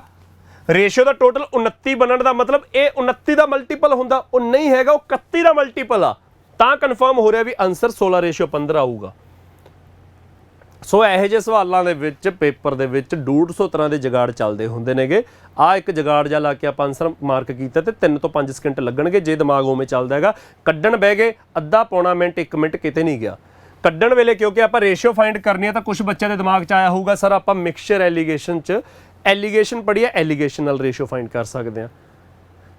ਦੂਜਾ ਕੁਝ ਬੱਚੇ ਦੇ ਦਿਮਾਗ 'ਚ ਆਇਆ ਹੋਊਗਾ ਕਿਉਂਕਿ ਅਸੀਂ ਇਹ ਟਾਈਪ ਸਿੰਪਲ ਇੰਟਰਸਟ 'ਚ ਪੜ੍ਹਿਆ ਤਾਂ ਸਿੰਪਲ ਇੰਟਰਸਟ 'ਚ ਜਿਵੇਂ ਕੁਐਸਚਨਸ ਕਰਦੇ ਆ ਉਵੇਂ ਕਰ ਸਕਦੇ ਹਾਂ। ਤਾਂ ਜਿਵੇਂ ਮਰਜ਼ੀ ਕਰ ਸਕਦੇ ਹੋਗੇ ਤੁਸੀਂ। ਐਗਜ਼ਾਮਪਲ ਅਗਲੀ ਦੇ ਵਿੱਚ ਮੈਂ ਸਮਝਾ ਦੂੰਗਾ ਕਿਵੇਂ ਕਰ ਸਕਦੇ ਹਾਂ, ਪਰ ਇਸ ਦੇ ਵਿੱਚ ਜੋ ਐਗਜ਼ਾਮੀਨਰ ਪੁੱਛ ਰਿਹਾ ਇਹ ਪੇਪਰ ਦਾ ਕੁਐਸਚਨ ਹੈ, ਜੋ ਐਗਜ਼ਾਮੀਨਰ ਪੁੱਛ ਰਿਹਾ ਬੜੇ ਆਰਾਮ ਨਾਲ ਆਨਸਰ ਆ ਰਿਹਾ ਹੈਗਾ। ਅੱਗੇ ਦੇਖੋ ਬੱਚੇ, ਅ ਮੈਨ head ₹25,000 part of which he lent at 12% per annum and the rest at 14% per annum simple interest। Examiner ਕਹਿੰਦਾ, ਐਗਜ਼ਾਮੀਨਰ ਨੂੰ ਗੋਲੀ ਮਾਰੋ, ਮੰਨ ਲਓ ਆਪਣੇ ਕੋਲ 25,000 ਰੁਪਏ ਨੇ, ਜੋ ਕੁਐਸਚਨ 'ਚ ਗੱਲ ਹੋ ਰਹੀ ਹੈ, ਆਪਣੇ ਕੋਲ 25,000 ਰੁਪਏ ਨੇ, ਉਹਦੇ ਵਿੱਚੋਂ ਕੁਝ ਪੈਸੇ ਪਤਾ ਨਹੀਂ ਕਿੰਨੇ, ਘੱਟ ਵੱਧ ਕੁਝ ਨਹੀਂ ਪਤਾ, ਕੁਝ ਪੈਸੇ ਅਸੀਂ 12% ਇੰਟਰਸਟ ਤੇ ਰੱਖਤੇ, ਬਾਕੀ ਸਾਰੇ ਪੈਸੇ ਅਸੀਂ 14% ਇੰਟਰਸਟ ਤੇ ਰੱਖਤੇ ਸਿੰਪਲ ਇੰਟਰਸਟ ਤੇ। ਐਗਜ਼ਾਮੀਨਰ ਕਹਿੰਦਾ ਇਫ ਦਾ ਟੋਟਲ ਐਨੂਅਲ मतलब 1 ਸਾਲ ਦੀ ਗੱਲ ਹੋ ਰਹੀ ਹੈ, if the total annual interest is ₹3260 then the money lent at 14% is. ਇਹਦੇ ਵਿੱਚ ਆਪਾਂ ਰੇਸ਼ੋ ਨਹੀਂ ਫਾਈਂਡ ਕਰਨੀ, ਇਹਦੇ ਵਿੱਚ ਆਪਾਂ ਦੱਸਣਾ ਕਿ 12% ਤੇ ਕਿੰਨਾ ਪੈਸਾ ਰੱਖਿਆ, 14% ਤੇ ਕਿੰਨਾ ਪੈਸਾ ਰੱਖਿਆ। 14% ਵਾਲਾ ਕੁਐਸਚਨ ਪੁੱਛਿਆ ਗਿਆ ਸਾਨੂੰ। ਤਾਂ ਤੁਸੀਂ ਇਹ ਦੇਖੋ, ਮੰਨ ਲਓ 12% ਤੇ A ਰੁਪੀਜ਼ ਰੱਖੇ, 14% ਤੇ B ਰੁਪੀਜ਼ ਰੱਖੇ, ਤਾਂ A + B ਸਾਰਿਆਂ ਨੂੰ ਪਤਾ 25,000 ਬਣਦਾ, ਤਾਂ A + B ਸਭ ਨੂੰ ਪਤਾ ਹੈ ਕਿ 25,000 ਰੁਪਏ ਹੈ। ਇਸ ਕੁਐਸਚਨ ਨੂੰ ਕਰਨ ਦਾ ਤਰੀਕਾ ਦੇਖਿਓ ਜੀ। ਤੁਹਾਡੇ ਵਿੱਚੋਂ ਕੁਝ ਬੱਚਿਆਂ ਨੇ ਰੇਸ਼ੀਓ ਚੈਪਟਰ ਦੇ ਵਿੱਚ ਹੈਂਜ਼ ਐਂਡ ਕਾਊਜ਼ ਵਾਲਾ ਕਨਸੈਪਟ ਪੜ੍ਹਿਆ ਹੋਣਾ। ਮੈਨੂੰ ਨਹੀਂ ਪਤਾ ਹੈਂਜ਼ ਐਂਡ ਕਾਊਜ਼ ਨੂੰ ਵੀ ਤੁਸੀਂ ਕਿਵੇਂ ਕਰਦੇ ਹੋ, ਐਲੀਗੇਸ਼ਨ ਨਾਲ ਵੀ ਕਰਾ ਦਿੰਦੇ ਆ, ਰੇਸ਼ੀਓ ਨਾਲ ਵੀ ਕਰਾ ਦਿੰਦੇ ਆ। ਹੈਂਜ਼ ਐਂਡ ਕਾਊਜ਼ ਨੂੰ ਜਿਵੇਂ ਕਰਦੇ ਆ ਉਸ ਤਰ੍ਹਾਂ ਨੂੰ, ਮਤਲਬ ਮੈਨੂੰ ਨਹੀਂ ਪਤਾ ਤੁਸੀਂ ਉਹ ਵੀ ਕਿਵੇਂ ਕੀਤਾ ਹੈਗਾ, ਉਹਦੇ ਨਾਲ ਇਸ ਟਾਈਪ ਨੂੰ ਆਪਾਂ ਕਵਰ ਕਰਦੇ ਹਾਂ। ਪ੍ਰੋਫਿਟ ਲੋਸ ਦਾ ਇੱਕ ਕੁਐਸਚਨ ਬਣਦਾ, ਉਹ ਵੀ ਇਸੇ ਟਾਈਪ ਦੇ ਵਿੱਚ ਹੋ ਜਾਂਦਾ। ਟਾਈਮ ਸਪੀਡ ਡਿਸਟੈਂਸ ਦੇ ਵਿੱਚ ਇੱਕ ਕੁਐਸਚਨ ਬਣਦਾ, ਉਹ ਵੀ ਇਸੇ ਟਾਈਪ ਦੇ ਵਿੱਚ ਹੋ ਜਾਂਦਾ। ਇਹ ਸਿੰਪਲ ਇੰਟਰਸਟ 'ਚ ਬਣਿਆ। ਕੰਪਾਊਂਡ ਇੰਟਰਸਟ ਦੇ ਵਿੱਚ ਸਿਮਿਲਰ ਕੁਐਸਚਨ ਬਣਦਾ ਹੁੰਦਾ, ਉਹ ਵੀ ਇਸੇ ਤਰ੍ਹਾਂ ਹੋ ਜਾਊਗਾ। ਹੈਂਜ਼ ਐਂਡ ਕਾਊਜ਼ ਜੇ ਕੁਝ ਬੱਚਿਆਂ ਨੇ ਉਵੇਂ ਪੜ੍ਹਿਆ ਜਿਵੇਂ ਮੈਂ ਦੱਸਣ ਲੱਗਿਆ, A + B 25,000 ਰੁਪਏ, A ਅਸੀਂ 12% ਤੇ ਰੱਖਤਾ ਪੈਸਾ, ਤੇ ਜਿਹੜਾ B ਰੁਪੀਜ਼ ਹੈ ਉਹ ਅਸੀਂ 14% ਤੇ ਰੱਖਤਾ ਪੈਸਾ। ਹੁਣ ਹੋਊਗਾ ਕਿ A ਵਾਲੇ ਪਾਸਿਓਂ 12% ਦੇ ਹਿਸਾਬ ਨਾਲ ਇੰਟਰਸਟ ਆਊਗਾ, B ਵਾਲੇ ਪਾਸਿਓਂ 14% ਦੇ ਹਿਸਾਬ ਨਾਲ ਇੰਟਰਸਟ ਆਊਗਾ। ਸਾਨੂੰ ਪੈਸੇ ਨਹੀਂ ਪਤਾ, ਤਾਂ ਸਾਨੂੰ ਇਹ ਨਹੀਂ ਪਤਾ ਕਿ ਭਾਈ 12% ਇੰਟਰਸਟ ਕਿੰਨਾ ਬਣਨਾ, 14% ਕਿੰਨਾ ਬਣਨਾ, ਸਾਨੂੰ ਕੋਈ ਅੰਦਾਜ਼ਾ ਨਹੀਂ। ਸਾਨੂੰ ਇੱਕ ਚੀਜ਼ ਦਾ ਅੰਦਾਜ਼ਾ ਹੈ, ਘੱਟ ਵੈਲਿਊ ਕਿਹੜੀ ਆ 12 ਤੇ 14 ਚੋਂ, 12% ਘੱਟ ਵੈਲਿਊ ਹੈ ਨਾ, ਤਾਂ A ਰੁਪੀਜ਼, ਆ A ਰੁਪੀਜ਼ ਨੇ, ਇਹਦੇ ਤੇ ਕਿੰਨਾ ਇੰਟਰਸਟ ਆਊਗਾ ਬੱਚੇ 12%। ਆ B ਰੁਪੀਜ਼ ਨੇ, ਇੱਥੇ ਮੈਂ A ਲਿਖ ਲੈਣਾ, ਇੱਥੇ ਮੈਂ B ਲਿਖ ਲੈਣਾ, ਇਹਦੇ ਤੇ ਕਿੰਨਾ ਇੰਟਰਸਟ ਆਊਗਾ, ਘੱਟ ਵੈਲਿਊ ਹੈ ਜਿਹੜੀ 12%, ਓਨਾ ਇੰਟਰਸਟ ਤਾਂ ਆਊਗਾ, 2% ਐਕਸਟਰਾ ਇੰਟਰਸਟ ਆਊਗਾ। ਤਾਂ ਬੱਚੇ ਆਪਾਂ 14% ਨੂੰ ਤੋੜ ਲੈਨੇ ਹੁੰਨੇ ਆ ਕਿ ਭਾਈ ਕੁਝ ਪੈਸੇ ਅਸੀਂ 12% ਤੇ ਰੱਖੇ ਸੀ, ਬਾਕੀ ਸਾਰੇ 14% ਤੇ ਰੱਖੇ ਸੀ, ਤਾਂ ਇੰਟਰਸਟ ਕਿੰਨਾ ਆਊਗਾ 12% ਆਊਗਾ। ਪਹਿਲੇ ਪਾਸਿਓ 12%, ਦੂਜੇ ਪਾਸਿਓ 12% ਤਾਂ ਆਊਗਾ, 2% ਐਕਸਟਰਾ ਵੀ ਆਊਗਾ। ਤਾਂ ਬੱਚੇ ਇਹਦਾ ਮਤਲਬ ਆ ਜਿਹੜਾ ਸਾਰਾ ਪੈਸਾ A ਤੇ B ਜੋੜ ਕੇ 25,000 ਹੈ ਨਾ, ਇਹਦਾ ਮਤਲਬ ਸਾਰੇ ਪੈਸੇ ਦਾ 25% ਇੰਟਰਸਟ ਤਾਂ ਆਊਗਾ ਹੀ ਆਊਗਾ। ਆ ਕੁਝ ਵੀ ਲਿਖਣ ਦੀ ਲੋੜ ਨਹੀਂ ਪੈਣੀ, ਸਿਰਫ ਸਮਝਾਉਣ ਕਰਕੇ ਮੈਨੂੰ ਲਿਖਣਾ ਪੈ ਰਿਹਾ, ਨਹੀਂ ਇਹ ਬਹੁਤ ਛੇਤੀ ਹੋਣ ਵਾਲੀ ਚੀਜ਼ ਹੈ। ਸਾਰੇ ਪੈਸੇ ਦਾ 12% ਇੰਟਰਸਟ ਆਊਗਾ, ਇਹ ਤਾਂ ਦੇਖ ਕੇ ਪਤਾ ਲੱਗ ਗਿਆ 12 ਤੇ 14 ਚੋਂ 12 ਘੱਟ ਵੈਲਿਊ ਹੈ ਨਾ, 12 ਦੋਨਾਂ 'ਚ ਹੈਗਾ, ਤਾਂ 12% ਇੰਟਰਸਟ ਤਾਂ ਸਾਰੇ ਪੈਸੇ ਦਾ ਹੀ ਆਊਗਾ। ਤਾਂ 25,000 ਦਾ 12% ਕੱਢ ਲਓ ਜੀ, 25,000 ਦਾ 12% ਹੋ ਗਿਆ 3,000 ਰੁਪਏ। ਤਾਂ 3,000 ਇੰਟਰਸਟ ਤਾਂ ਆਊਗਾ ਹੀ ਆਊਗਾ। ਐਕਚੁਅਲ 'ਚ ਕਿੰਨਾ ਇੰਟਰਸਟ ਆਇਆ 3260, ਕਿੰਨਾ ਐਕਸਟਰਾ ਮਾਈਨਸ ਕਰਕੇ ਪਤਾ ਲੱਗ ਜੂਗਾ 260 ਰੁਪਏ ਐਕਸਟਰਾ ਇੰਟਰਸਟ ਹੈ। ਉਹ ਕਿਹਦੇ ਕਰਕੇ ਹੈ, ਜਿਹੜਾ ਦੂਜੇ ਕੇਸ 'ਚ 2% ਐਕਸਟਰਾ ਹੈ, ਉਹਦੀ ਵੈਲਿਊ 260 ਹੈ, ਤਾਂ 1% ਦੀ ਵੈਲਿਊ 130। ਦੂਜੇ ਕੇਸ ਦੀ ਗੱਲ ਹੋ ਰਹੀ ਹੈ, 1% ਦੀ ਵੈਲਿਊ 130, ਤਾਂ ਪੂਰਾ ਪੈਸਾ 100% ਹੁੰਦਾ 13,000। ਤਾਂ 14% ਵਾਲੀ ਵੈਲਿਊ ਆ ਗਈ, 20 ਰੁਪਈਜ਼ ਆ ਗਏ 13,000। ਸਾਨੂੰ 14% ਵਾਲਾ ਹੀ ਪੁੱਛਿਆ ਸੀ, ਤਾਂ 13,000 ਆਨਸਰ ਆ ਗਿਆ ਬੱਚੇ ਸਾਡਾ। ਆ ਦੂਜਾ ਤਰੀਕਾ ਜਿਹਦੇ ਵਿੱਚ ਆਪਾਂ ਵੈਲਿਊ ਫਾਈਂਡ ਕਰਨੀ ਹੈ। ਤਾਂ ਵੈਲਿਊ ਫਾਈਂਡ ਵੀ ਬਹੁਤ ਈਜ਼ੀਲੀ ਹੋ ਜੂ। ਆ ਲਿਖਣ ਦੀ ਲੋੜ ਨਹੀਂ ਪੈਣੀ। ਕੁਝ ਪੈਸੇ 12% ਤੇ ਰੱਖੇ, ਬਾਕੀ ਸਾਰੇ 14% ਤੇ ਰੱਖੇ, ਤਾਂ 12 14 ਚੋਂ 12 ਘੱਟ ਹੈ, 12 ਕਾਮਨ ਆ ਗਿਆ, ਤਾਂ 12% ਇੰਟਰਸਟ ਸਾਰੇ ਪੈਸੇ ਦਾ, ਉਹ ਬਣਿਆ 3,000। ਇੱਥੋਂ ਸ਼ੁਰੂ ਕਰਾਂਗੇ ਕੁਐਸਚਨ ਕਰਨਾ। ਐਕਚੁਅਲ 'ਚ 3260 ਤਾਂ ਮਾਈਨਸ ਕਰਕੇ ਪਤਾ ਲੱਗ ਗਿਆ ਕਿੰਨਾ ਐਕਸਟਰਾ ਹੈ 260। ਉਹ 260 ਕਿਹਦੇ ਕਰਕੇ, ਜਿਹੜਾ ਦੂਜੇ ਕੇਸ 'ਚ 14 ਵਾਲੇ ਕੇਸ 'ਚ ਐਕਸਟਰਾ 2% ਹੈ, ਉਹ 260 ਦੇ ਬਰਾਬਰ ਹੈ। ਤਾਂ 1% 130 ਆ ਗਿਆ। ਪੂਰਾ ਪੈਸਾ ਹੁੰਦਾ 100%, ਤਾਂ ਜੇ 1% 130 ਹੈ ਤਾਂ 100% 13,000। ਤਾਂ 14 ਵਾਲੇ ਦੀ ਵੈਲਿਊ ਆ ਗਈ 13,000। ਜੇ 12% ਵਾਲਾ ਕੱਢਣਾ ਹੁੰਦਾ ਤਾਂ 25 ਚੋਂ 13 ਘਟਾ ਦਿਓ, 12,000 ਆਨਸਰ ਇਹਦਾ ਆ ਜਾਂਦਾ। ਜੇ 12% ਤੇ ਪੈਸਾ ਪੁੱਛਿਆ ਹੁੰਦਾ ਤਾਂ ਬੱਚੇ ਉਹਦਾ ਆਨਸਰ 12,000 ਆ ਜਾਂਦਾ। ਸਮਝ ਆ ਗਿਆ ਜੀ ਸਾਰਿਆਂ ਨੂੰ? ਹਾਂਜੀ ਬੱਚੇ, ਇਹਦੇ ਨਾਲ ਦਾ ਹੋਰ ਕੁਐਸਚਨ ਦੇਖੋ। ਇਹਦੇ ਨਾਲ ਦਾ ਨਹੀਂ ਕੁਐਸਚਨ, ਇਹ ਪੰਜਾਬ ਦੇ ਪੁਰਾਣੇ ਪੇਪਰ ਦਾ ਕੁਐਸਚਨ ਹੈ। A certain sum becomes 3-fold at 4% annual rate of interest at simple interest. Examiner ਕਹਿੰਦਾ ਸਿੰਪਲ ਇੰਟਰਸਟ ਤੇ ਪੈਸਾ ਰੱਖਿਆ, ਉਹ ਜੋ ਵੀ ਪੈਸਾ ਪ੍ਰਿੰਸੀਪਲ ਜਿੰਨਾ ਵੀ ਹੈ 3-fold 3 ਗੁਣਾ ਹੋ ਗਿਆ। 3-fold ਦਾ ਮਤਲਬ 3 ਗੁਣਾ, 4-fold ਦਾ ਮਤਲਬ 4 ਗੁਣਾ at 4% per annum simple interest. At what rate, ਕਿੰਨੇ ਰੇਟ ਤੇ ਐਗਜ਼ਾਮੀਨਰ ਕਹਿੰਦਾ ਉਸੇ ਸਮੇਂ ਚੋਂ 6 ਫੋਲਡ ਹੋ ਜਾਊਗਾ। ਇਸ ਕੁਐਸਚਨ ਨੂੰ ਕਰਾਉਣ ਤੋਂ ਪਹਿਲਾਂ ਇੱਕ ਜ਼ਰੂਰੀ ਚੀਜ਼ ਦੱਸਦਾ ਮੈਂ ਬੱਚੇ, ਪੇਪਰ 'ਚ ਕੁਐਸਚਨ ਆਇਆ ਹੋਇਆ ਹੈਗਾ, ਇਹ ਪੇਪਰ ਦਾ ਕੁਐਸਚਨ ਹੈ। ਪੇਪਰ ਦੇ ਵਿੱਚ ਜਿਹੜਾ ਕੁਐਸਚਨ ਸੀ a certain sum becomes 3 fold at 4% annual rate of interest, ਆ ਨਹੀਂ ਸੀ ਲਿਖਿਆ ਹੋਇਆ। ਐਟ ਸਿੰਪਲ ਇੰਟਰਸਟ ਉਹਨਾਂ ਨੇ ਮਿਸ ਕੀਤਾ ਹੋਇਆ ਸੀ, ਇਹ ਮੈਂ ਆਪਣੇ ਵੱਲੋਂ ਟਾਈਪ ਕਰਕੇ ਲਿਖ ਕੇ ਲੈ ਕੇ ਆਇਆ। ਤਾਂ ਜੇ ਇਹ ਨਹੀਂ ਲਿਖਿਆ ਹੋਇਆ ਐਟ ਸਿੰਪਲ ਇੰਟਰਸਟ, ਤਾਂ ਇਹ ਭੁਲੇਖਾ ਪਾ ਸਕਦਾ ਕਿ ਭਾਈ ਸਿੰਪਲ ਇੰਟਰਸਟ ਦੇ ਉੱਤੇ ਸਵਾਲ ਬਣਿਆ ਹੋਇਆ ਜਾਂ ਕੰਪਾਊਂਡ ਇੰਟਰਸਟ ਦੇ ਉੱਤੇ ਸਵਾਲ ਬਣਿਆ ਹੋਇਆ। ਭੁਲੇਖਾ ਆਮ ਤੌਰ ਤੇ ਹਰ ਇੱਕ ਬੱਚੇ ਨੂੰ ਹੀ ਪਊਗਾ, ਕਿਉਂਕਿ ਪੇਪਰ ਦੇ ਵਿੱਚ ਸਿੰਪਲ ਜਾਂ ਕੰਪਾਊਂਡ ਮੈਂਸ਼ਨ ਨਹੀਂ ਹੈਗਾ। ਤਾਂ ਜੇ ਪੇਪਰ 'ਚ ਇਹ ਸਥਿਤੀ ਬਣਦੀ ਹੈ ਕਿ ਸਵਾਲ ਆ ਗਿਆ, ਸਾਨੂੰ ਪਤਾ ਕਿ ਚਲੋ ਸਿੰਪਲ ਇੰਟਰਸਟ ਤੇ ਪਰ ਪੇਪਰ 'ਚ ਲਿਖਿਆ ਨਹੀਂ, ਤਾਂ ਕਨਫਿਊਜ਼ਨ ਤਾਂ ਹੋਣੀ ਹੈ। ਤਾਂ ਆਮ ਤੌਰ ਤੇ ਤਾਂ ਉਹ ਸਿੰਪਲ ਇੰਟਰਸਟ ਦਾ ਹੀ ਹੋਊਗਾ ਕੁਐਸਚਨ। ਆਮ ਤੌਰ ਤੇ ਜੇ ਨਹੀਂ ਮੈਂਸ਼ਨ ਹੈਗਾ, ਆਪਾਂ ਮੰਨ ਕੇ ਚੱਲਾਂਗੇ ਕਿ ਉਹ ਸਿੰਪਲ ਇੰਟਰਸਟ ਦਾ ਕੁਐਸਚਨ ਹੋਊਗਾ। ਉਹਦੇ ਵਿੱਚ ਦੂਜਾ ਹਥਿਆਰ ਇਹ ਹੈ ਕਿ ਤੁਹਾਡੀ ਇੰਨੀ ਚੰਗੀ ਪ੍ਰੈਕਟਿਸ ਆ ਕਿ ਤੁਹਾਨੂੰ ਫਿਗਰਸ ਪੜ੍ਹ ਕੇ ਪਤਾ ਲੱਗੂਗਾ ਵੀ ਇਹ ਸਿੰਪਲ ਇੰਟਰਸਟ ਤੇ ਕਹਾਣੀ ਬਣਦੀ ਹੈ ਕਿ ਕੰਪਾਊਂਡ ਇੰਟਰਸਟ ਤੇ ਕਹਾਣੀ ਬਣਦੀ ਹੈ। ਕੁਐਸਚਨ ਤਾਂ ਬਿਲਕੁਲ ਸਿਮਿਲਰ ਬਣ ਜਾਂਦੇ ਆ, ਪਰ ਉਹ ਇੰਨੇ ਸਾਲਾਂ 'ਚ ਇੰਨੇ ਗੁਣਾ, ਕਿੰਨੇ ਸਾਲਾਂ 'ਚ ਕਿੰਨੇ ਗੁਣਾ, ਉਹ ਸਿੰਪਲ ਇੰਟਰਸਟ ਤੇ ਹੋਊਗਾ ਜਾਂ ਕੰਪਾਊਂਡ ਇੰਟਰਸਟ ਤੇ ਹੋਊਗਾ, ਇਹ ਸਾਡੀ ਪ੍ਰੈਕਟਿਸ 'ਚੋਂ ਸਾਨੂੰ ਪਤਾ ਲੱਗ ਜੂ। ਇਹ ਸਭ ਤੋਂ ਵੱਡਾ ਹਥਿਆਰ ਆ। ਅਦਰਵਾਈਜ਼ ਜੇ ਕੁਛ ਨਹੀਂ ਮੈਂਸ਼ਨ ਤਾਂ ਮੰਨ ਕੇ ਚਲੋ ਸਿੰਪਲ ਇੰਟਰਸਟ ਦੇ ਉੱਤੇ ਹੈ। ਮੈਂ ਆਪਦੇ ਵੱਲੋਂ ਲਿਖ ਕੇ ਲੈ ਕੇ ਆਇਆ, ਪੇਪਰ 'ਚ ਨਹੀਂ ਸੀ ਲਿਖਿਆ ਹੋਇਆ। ਐਗਜ਼ਾਮੀਨਰ ਕਹਿੰਦਾ ਕੋਈ ਪੈਸਾ 3 ਗੁਣਾ ਹੋ ਗਿਆ 4% ਰੇਟ ਦੇ ਉੱਤੇ। ਤਾਂ ਬੱਚੇ 3 ਗੁਣਾ ਹੋਣ ਦਾ ਮਤਲਬ ਕੀ ਹੁੰਦਾ ਹੈ? ਪ੍ਰਿੰਸੀਪਲ ਸਾਰਿਆਂ ਨੂੰ ਪਤਾ ਕਿ 100% ਹੁੰਦਾ, ਇਹਦੇ ਵਿੱਚ ਤਾਂ ਕਿਸੇ ਨੂੰ ਕੋਈ ਸ਼ੱਕ ਨਹੀਂ ਹੈਗਾ। ਪ੍ਰਿੰਸੀਪਲ ਰੁਪੀਜ਼ ਦੇ ਵਿੱਚ ਚਾਹੇ 200 ਰੁਪਏ ਹੈ, 500 ਰੁਪਏ ਹੈ, 4000 ਰੁਪਏ ਹੈ, 20000 ਰੁਪਏ ਹੈ, ਤੇ ਚਾਹੇ 70 ਰੁਪਏ ਜਾਂ 60 ਰੁਪਏ ਹੈ। ਪ੍ਰਿੰਸੀਪਲ ਜਿੰਨਾ ਮਰਜ਼ੀ ਘੱਟ ਵੱਧ ਹੈ, ਪਰਸੈਂਟੇਜ ਦੇ ਵਿੱਚੋਂ 100% ਹੋਊਗਾ। ਅਮਾਊਂਟ ਕਿੰਨਾ ਹੋ ਗਿਆ ਬੱਚੇ? 3 ਫੋਲਡ ਮਤਲਬ 3 ਗੁਣਾ, ਯਾਨੀ ਕਿ 300% ਹੋ ਗਿਆ। ਤਾਂ ਸਿੰਪਲ ਇੰਟਰਸਟ ਦੇ ਕੇਸ ਦੇ ਵਿੱਚ ਬੱਚੇ ਤੁਸੀਂ ਕੀ ਚੱਕਣਾ ਹੁੰਦਾ, ਕਿੰਨਾ ਇੰਟਰਸਟ ਲੱਗਿਆ? ਤਾਂ ਇੰਟਰਸਟ ਲੱਗਿਆ 200%। ਪ੍ਰਿੰਸੀਪਲ ਤਾਂ 100% ਹੁੰਦਾ, ਜੇ ਅਮਾਊਂਟ 3 ਗੁਣਾ ਹੋ ਗਿਆ ਯਾਨੀ ਕਿ 300% ਹੋ ਗਿਆ, ਤਾਂ ਇੰਟਰਸਟ ਲੱਗਿਆ 200%। ਉਹ ਲੱਗਿਆ 4% ਦੇ ਹਿਸਾਬ ਨਾਲ। ਤਾਂ 4% ਹਰ ਇੱਕ ਸਾਲ ਦਾ, ਪਰ ਐਨਮ ਦਾ ਮਤਲਬ ਹਰ ਇੱਕ ਸਾਲ ਦਾ। ਜੇ 4% ਇੰਟਰਸਟ ਹੈ ਤਾਂ ਕੁੱਲ 200% ਇੰਟਰਸਟ ਲੱਗਿਆ ਹੋਊਗਾ 50 ਸਾਲਾਂ ਦੇ ਵਿੱਚ। ਵੈਸੇ ਇਹ ਕਰਨ ਦੀ ਲੋੜ ਨਹੀਂ ਹੈਗੀ, ਮੈਂ ਫਿਰ ਵੀ 50 ਲਿਖਤਾ। ਫਿਰ ਐਗਜ਼ਾਮੀਨਰ ਅੱਗੇ ਪੁੱਛ ਰਿਹਾ ਹੈ ਕਿ ਉਹੀ ਪ੍ਰਿੰਸੀਪਲ ਕਿਹੜੇ ਰੇਟ ਦੇ ਉੱਤੇ 6 ਫੋਲਡ ਹੋ ਜਾਊਗਾ। 6 ਫੋਲਡ ਦਾ ਮਤਲਬ ਅਮਾਊਂਟ 6 ਗੁਣਾ ਹੋ ਜਾਊਗਾ। 6 ਗੁਣਾ ਮਤਲਬ 600%। ਤਾਂ 600% ਦੇ ਕੇਸ ਦੇ ਵਿੱਚ ਬੱਚੇ ਸਾਡਾ ਇੰਟਰਸਟ ਕਿੰਨਾ ਬਣ ਗਿਆ? 500%। ਤਾਂ ਸਾਨੂੰ ਕੁਐਸਚਨ ਦੇ ਵਿੱਚ ਜੋ ਐਗਜ਼ਾਮੀਨਰ ਨੇ ਲਿਖਿਆ ਉਹ ਮੈਂ ਇੱਥੇ ਸੌਖੇ ਸ਼ਬਦਾਂ 'ਚ ਲਿਖਤਾ। ਐਗਜ਼ਾਮੀਨਰ ਕਹਿੰਦਾ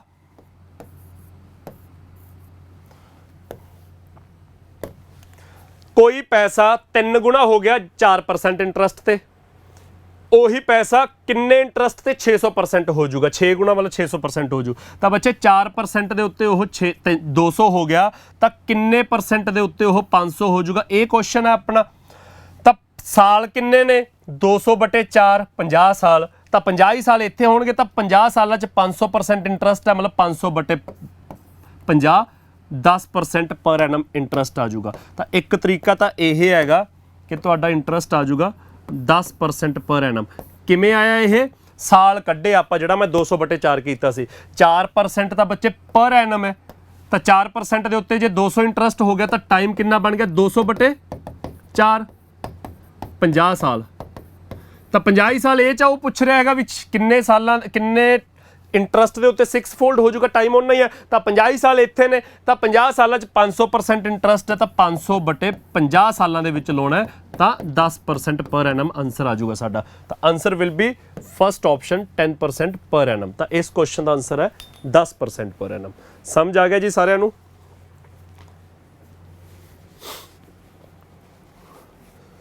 ਹਾਂ ਬਿਲਕੁਲ ਠੀਕ ਹੈ ਬੱਚੇ। ਅੱਗੇ ਦੇਖੋ question, if a sum of money at simple interest, ਇੱਥੇ ਮੈਂ ਲਿਖ ਕੇ ਲੈ ਕੇ ਆਇਆ ਸਿੰਪਲ ਇੰਟਰਸਟ ਦੇ ਉੱਤੇ ਕੁਐਸਚਨ ਹੈ, ਡਬਲਸ ਇਨ 6 ਈਅਰਸ। ਐਗਜ਼ਾਮੀਨਰ ਕਹਿੰਦਾ ਕੋਈ ਪੈਸਾ ਜੋ ਕਿ 100% ਹੁੰਦਾ ਹੈ 6 ਸਾਲਾਂ ਦੇ ਵਿੱਚ ਡਬਲ ਹੋ ਗਿਆ। ਡਬਲ ਦਾ ਮਤਲਬ ਜੇ ਪ੍ਰਿੰਸੀਪਲ 100% ਹੈ ਤਾਂ ਅਮਾਊਂਟ 200% ਹੋ ਗਿਆ। ਆਪਾਂ ਪਰਸੈਂਟੇਜ ਦੇ ਵਿੱਚ ਪ੍ਰਿੰਸੀਪਲ ਤੇ ਅਮਾਉਂਟ ਦੀ ਗੱਲ ਕਰਦੇ, ਪ੍ਰਿੰਸੀਪਲ ਤਾਂ ਹਮੇਸ਼ਾ ਹੀ 100% ਹੁੰਦਾ ਹੈ, ਅਮਾਉਂਟ 6 ਸਾਲਾਂ 'ਚ ਡਬਲ ਹੋ ਗਿਆ ਤਾਂ 200%, ਤਾਂ ਕਿੰਨਾ ਇੰਟਰਸਟ ਲੱਗਿਆ 100 ਤੋਂ 200 100% ਦਾ ਇੰਟਰਸਟ ਹੈ ਇਹਦੇ ਵਿੱਚ। ਉਹ ਕਹਿੰਦਾ ਇਟ ਵਿਲ ਬਿਕਮ 4 ਟਾਈਮਸ ਇਨ ਕਿੰਨੇ ਸਾਲਾਂ 'ਚੋਂ 4 ਟਾਈਮਸ ਹੋ ਜਾਊਗਾ। ਬੱਚੇ ਸਿੰਪਲ ਇੰਟਰਸਟ ਦੇ ਕੇਸ 'ਚ ਸਾਰਿਆਂ ਨੂੰ ਇੱਕ ਗੱਲ ਕਲੀਅਰ ਆ ਕਿ ਪਾਰਟਿਕੂਲਰ ਜਿੰਨਾ ਵੀ ਪੀਰੀਅਡ ਹੈ ਉਹਦੇ ਵਿੱਚ ਜਿੰਨਾ ਇੰਟਰਸਟ ਲੱਗਦਾ ਹੈ ਅਗਲੇ ਪੀਰੀਅਡ 'ਚ ਉਨਾ ਇੰਟਰਸਟ ਹੋਰ ਐਡ ਹੋ ਜਾਂਦਾ, ਉਸ ਤੋਂ ਅਗਲੇ ਪੀਰੀਅਡ 'ਚ ਉਨਾ ਇੰਟਰਸਟ ਹੋਰ ਐਡ ਹੋ ਜਾਂਦਾ, ਇਹ ਸਾਰਿਆਂ ਨੂੰ ਪਤਾ ਹੈ। ਤਾਂ ਇੱਥੇ ਦੇਖੋ ਕਿੰਨਾ ਇੰਟਰਸਟ ਹੈ 100%। ਤਾਂ ਬੱਚੇ 100% ਇੰਟਰਸਟ ਕਿੰਨੇ ਸਾਲਾਂ 'ਚ ਲੱਗਿਆ 6 ਸਾਲਾਂ ਦੇ ਵਿੱਚ। ਆਪਾਂ ਕਿੰਨਾ ਲਾਉਣਾ ਹੈਗਾ, ਆਪਾਂ ਬਣਾਉਣਾ ਉਹਨੂੰ 4 ਟਾਈਮਸ, ਅਮਾਉਂਟ ਨੂੰ ਆਪਾਂ 4 ਟਾਈਮਸ ਬਣਾਉਣਾ, ਮਤਲਬ 400%। 400% ਵੇਲੇ ਇੰਟਰਸਟ 300 ਹੈ, ਤਾਂ ਜੇ 100% ਇੰਟਰਸਟ 6 ਸਾਲਾਂ ਦੇ ਵਿੱਚ ਤਾਂ 3 ਗੁਣਾ 300% ਇੰਟਰਸਟ 3 ਗੁਣਾ 18 ਸਾਲਾਂ ਦੇ ਵਿੱਚ ਆਨਸਰ ਆ ਜਾਊਗਾ। 6 ਸਾਲਾਂ 'ਚ 100% ਜੁੜਿਆ, ਅਗਲੇ 6 'ਚ 100% ਹੋਰ ਜੁੜ ਜੂਗਾ 300 ਬਣ ਜੂ, ਅਗਲੇ 6 'ਚ 100% ਹੋਰ ਜੁੜ ਜੂਗਾ 400 ਬਣ ਜੂ, ਤਾਂ 18 ਸਾਲਾਂ ਦੇ ਵਿੱਚ ਸਾਡਾ ਅਮਾਉਂਟ 4 ਟਾਈਮਸ ਹੋ ਜੂਗਾ। ਤਾਂ 4th ਆਪਸ਼ਨ 18 ਸਾਲ। ਇਸ ਕੁਐਸਚਨ ਦਾ ਆਨਸਰ ਬੱਚੇ 18 ਇਅਰਸ ਆ ਜਾਊਗਾ। ਤਾਂ ਇਹ ਆਪਣੇ ਬਹੁਤ ਸਿੰਪਲ ਕੁਐਸਚਨਸ ਚੱਲ ਰਹੇ ਨੇ। ਪੰਜਾਬ ਦੇ ਐਗਜ਼ਾਮਸ ਦੇ ਵਿੱਚ ਮੋਟੇ ਰੂਪ ਦੇ ਵਿੱਚ ਪੇਪਰ ਇਸ ਲੈਵਲ ਤੇ ਹੁੰਦਾ ਹੈਗਾ। ਕੋਈ ਆਫਿਸਰ ਲੈਵਲ ਦਾ ਸਾਡਾ ਪੇਪਰ ਆ ਜਾਊਗਾ, ਕੋਆਪਰੇਟਿਵ ਇੰਸਪੈਕਟਰ ਦੇ ਪੇਪਰ ਲਈ ਵੀ ਆਪਾਂ ਕੁਝ ਪੇਪਰ ਪੁਰਾਣੇ ਚੱਕਾਂਗੇ। ਪੀਪੀਐਸਸੀ ਨੇ ਜਿੰਨੇ ਸਾਡੇ ਪੇਪਰ ਪਾਏ ਨੇਗੇ ਅੱਜ ਤੱਕ, ਕੋਆਪਰੇਟਿਵ ਇੰਸਪੈਕਟਰ ਦਾ ਪੇਪਰ ਪਾਇਆ ਹੋਏਗਾ, ਸਾਡਾ ਪੰਚਾਇਤ ਸੈਕਟਰੀ ਦਾ ਪੇਪਰ ਆਫਿਸਰ ਲੈਵਲ ਦਾ ਪੇਪਰ ਹੈਗਾ, ਸਾਡੇ ਹੋਰ ਕਿੰਨੇ ਹੀ ਮਤਲਬ ਕੋਆਪਰੇਟਿਵ ਬੈਂਕ ਨੇ ਸਾਡਾ ਮੈਨੇਜਰ ਦਾ ਪੇਪਰ ਪਾਇਆ ਸੀਗਾ, ਉਹ ਆਫਿਸਰ ਲੈਵਲ ਦਾ ਪੇਪਰ ਹੈ।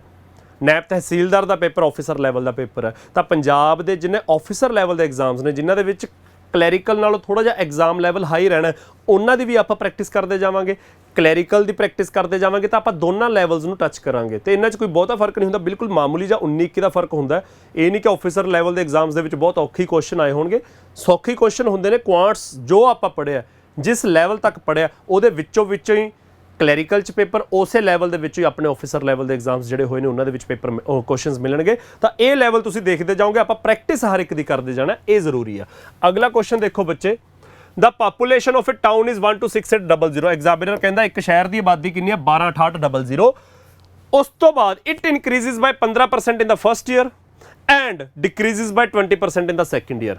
ਐਗਜ਼ਾਮੀਨਰ ਕਹਿੰਦਾ ਕਿਸੇ ਸ਼ਹਿਰ ਦੀ ਆਬਾਦੀ 1,26,800 ਹੈ, 12,6800 ਆ। ਪਹਿਲੇ ਸਾਲ ਉਹ ਆਬਾਦੀ 20% ਇਨਕਰੀਜ਼ ਕਰ ਜਾਂਦੀ ਆ, ਅਗਲੇ ਸਾਲ ਉਹ 15% ਡਿਕਰੀਜ਼ ਕਰ ਜਾਂਦੀ ਆ।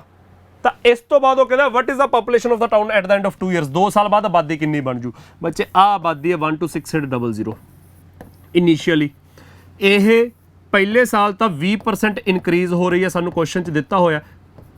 ਅਗਲੇ ਸਾਲ ਇਹ 15% ਡਿਕਰੀਜ਼ ਹੋਈ ਹੈ, ਇਹ ਵੀ ਸਾਨੂੰ ਕੁਐਸਚਨ 'ਚ ਦਿੱਤਾ। ਐਗਜ਼ਾਮੀਨਰ ਕਹਿੰਦਾ 2 ਸਾਲ ਬਾਅਦ ਆਬਾਦੀ ਕਿੰਨੀ ਹੋ ਜੂ, ਇਹ ਆਪਾਂ ਫਾਈਂਡ ਕਰਨਾ।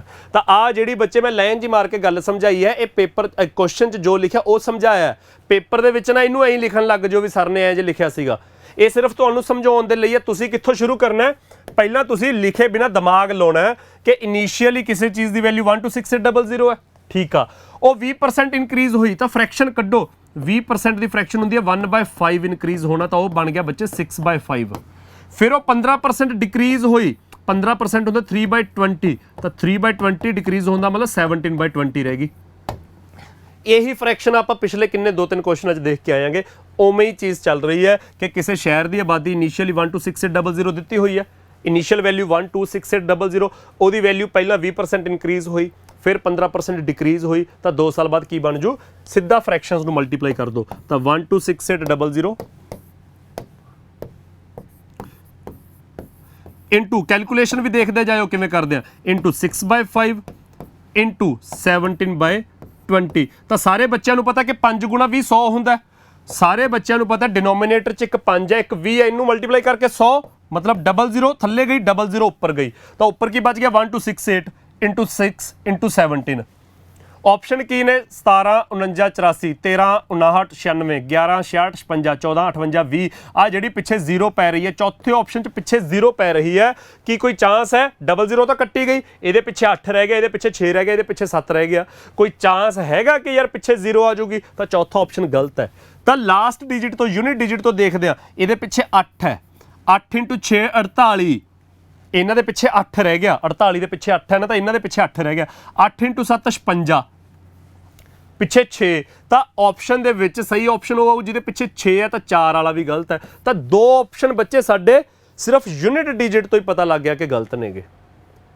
ਫਿਰ ਸਹੀ ਆਨਸਰ ਕੀ ਆਊਗਾ? ਸਹੀ ਆਨਸਰ ਦੀ ਕੈਲਕੂਲੇਸ਼ਨ ਪੇਪਰ ਦੇ ਵਿੱਚ ਕਰਨੀ ਹੈ। ਦੇਖ ਕੇ ਕਈ ਬੱਚਿਆਂ ਨੂੰ ਲੱਗ ਰਿਹਾ ਕਿ ਔਖਾ ਕੈਲਕੂਲੇਟ ਕਰਨਾ, ਮਲਟੀਪਲਾਈ ਕਰਨਾ ਸੌਖਾ ਨਹੀਂ ਹੈਗਾ। ਬੱਚੇ 6 × 17 ਕੀ ਹੁੰਦਾ? 17 × 6 ਹੁੰਦਾ 102। ਤਾਂ ਸਾਡਾ ਆਨਸਰ ਕੀ ਆਜੂ? 1268 × 102।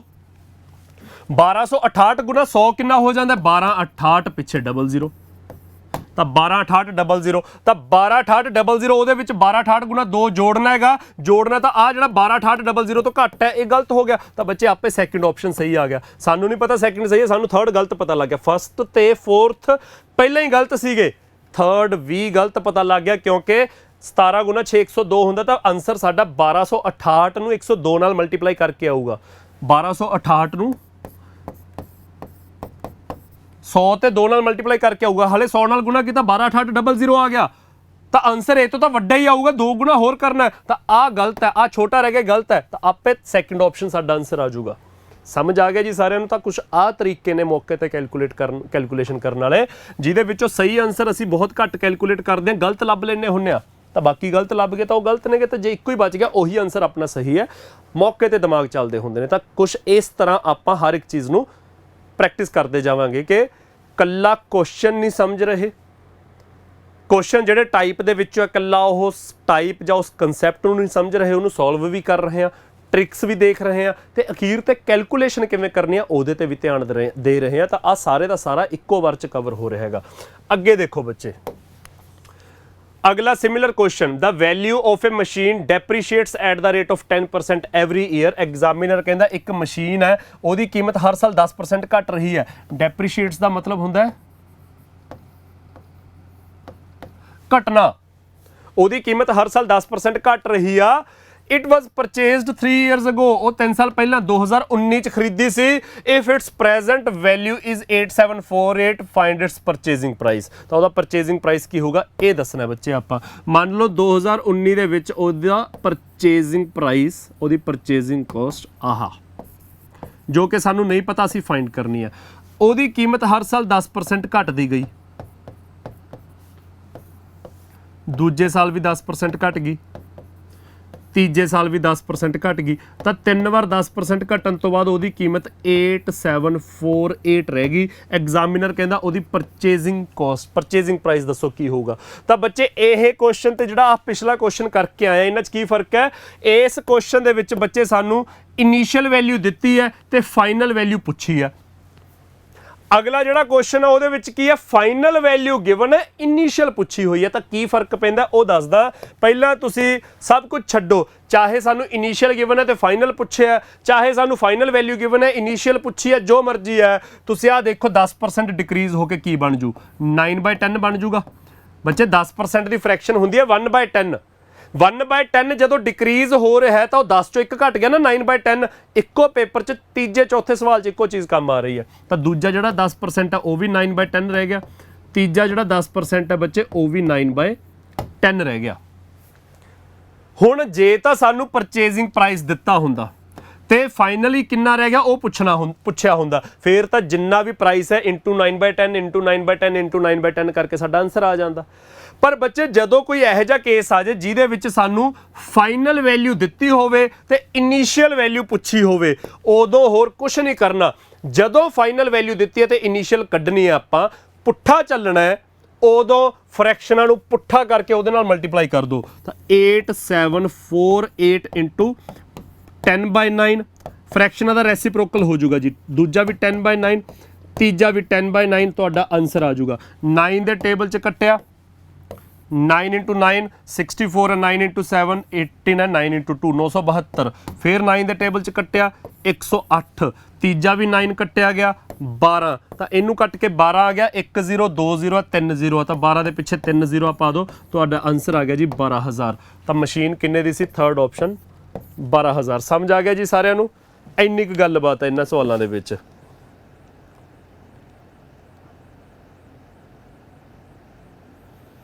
ਹਾਂਜੀ, ਵੈਰੀ ਗੁੱਡ।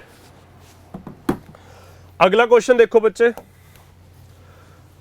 एग्जामिनर कहता इनकम ऑफ शांतनु वाज ₹4000। यह सिमिलर क्वेश्चन है ਜਿਹੜੇ ਦੋ ਕੀਤੇ ਆ ਤੇ ਇਹ ਵੀ ਪੁਰਾਣੇ ਪੇਪਰ ਦਾ ਉਸੇ ਪੇਪਰ ਦਾ क्वेश्चन ਹੈ, मतलब पेपर ਦੇ ਵਿੱਚ ਦੋ ਲਗਾਤਾਰ क्वेश्चन ਇੱਕੋ ਤਰ੍ਹਾਂ ਦੇ ਨੇ। Income of Shantanu was 4000 rupees. In the first 2 years, his income decreased by 10% and 5% respectively. But in the third year, the income increased by 15%. What was his income at the end of the third year? Examiner कहता Shantanu दी income 4000 रुपए है। Examiner कहता शांतनु की income 4000 रुपए है, जो कि पहले साल 10% रिड्यूस हुई, डिक्रीज्ड बाय 10%, एंड दूजे साल 5% डिक्रीज हुई। ये एग्जामिनर ने क्वेश्चन च लिखा, तो तीजे साल वो 15% इनक्रीज होगी। तो बच्चे एग्जामिनर कहता शांतनु की इनकम इनीशियली 4000 रुपए है, पहले 2 सालों के 10% तो अगले 5% डिक्रीज हो रही है, तो तीजे साल जाके वो 15% इनक्रीज हो रही है। एग्जामिनर कहता 3 साल बाद वो फाइनली इमेज इनकम कितनी हो जू दसो, what was his income at the end of third year. तो बच्चे बिल्कुल सिमिलर क्वेश्चन है, फ्रैक्शना बना लो। 10% डिक्रीज होने का मतलब 9/10। हुण मैं ये नहीं दस रहा कि बन किवें रही है, मैं सिर्फ बोल रहा कि भाई 10% की फ्रैक्शन 1/10 होंदी आ। 1/10 डिक्रीज का मतलब 10 चो 1 डिक्रीज हो गया, 9/10 रह गया। 5% डिक्रीज 19/20, 15% इनक्रीज 23/20। आप पिछले क्वेश्चन 15% डिक्रीज किया 17/20, 20 चो 3 घट गया सी। हुण 15% इनक्रीज है, 20 च 3 इनक्रीज कर गया तो 23/20। फाइनल वैल्यू कड्ढण लई फ्रैक्शनां नूं सीधा मल्टीप्लाई कर दो, क्योंकि इनीशियल दित्ती है तो फाइनल कड्ढनी है, तो फ्रैक्शनां सीधियां मल्टीप्लाई हो जाणगियां। जे किते फाइनल वैल्यू गिवन हुंदी भी भाई 3 साल बाद सैलरी इन्नी होगी, इनीशियल कड्ढो, फिर फ्रैक्शनां दे रेसिप्रोकल नाल मल्टीप्लाई कर दे। हुण सीधा मल्टीप्लाई 4000 इंटू 9/10 इंटू 19/20 इंटू 23/20 आजू फाइनल। थले किन्नियां जीरो ने 1 2 3, उपर किन्नियां जीरो ने 3, थले 2 × 2 4, उपर भी 4, तो सारा कुछ कट्टिया गया। की बच गया 9 × 19 × 23। हाँ जी 23 × 19 किन्ना हुंदा है, इंटू 9 कर दो, या 9 × 19 कर दो, इंटू 23 कर दो, जिमें सौखा लगता वो कर दो। पर आपां सब तो सौखा की करांगे, आपां 9 × 23 की कैलकुलेशन देखो जी की हुंदी है।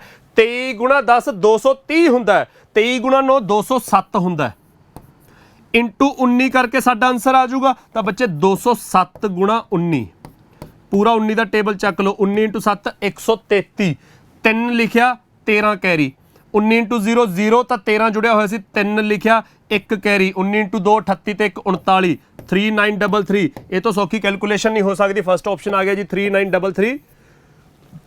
कैलकुलेशन आपो अपनी समझ आ गया बच्चे। तो कुछ इस तरह की आप कैलकुलेशन करते जा रहे हैं, इस तरह के लैवल का अपना पेपर के क्वेश्चन आ रहा है।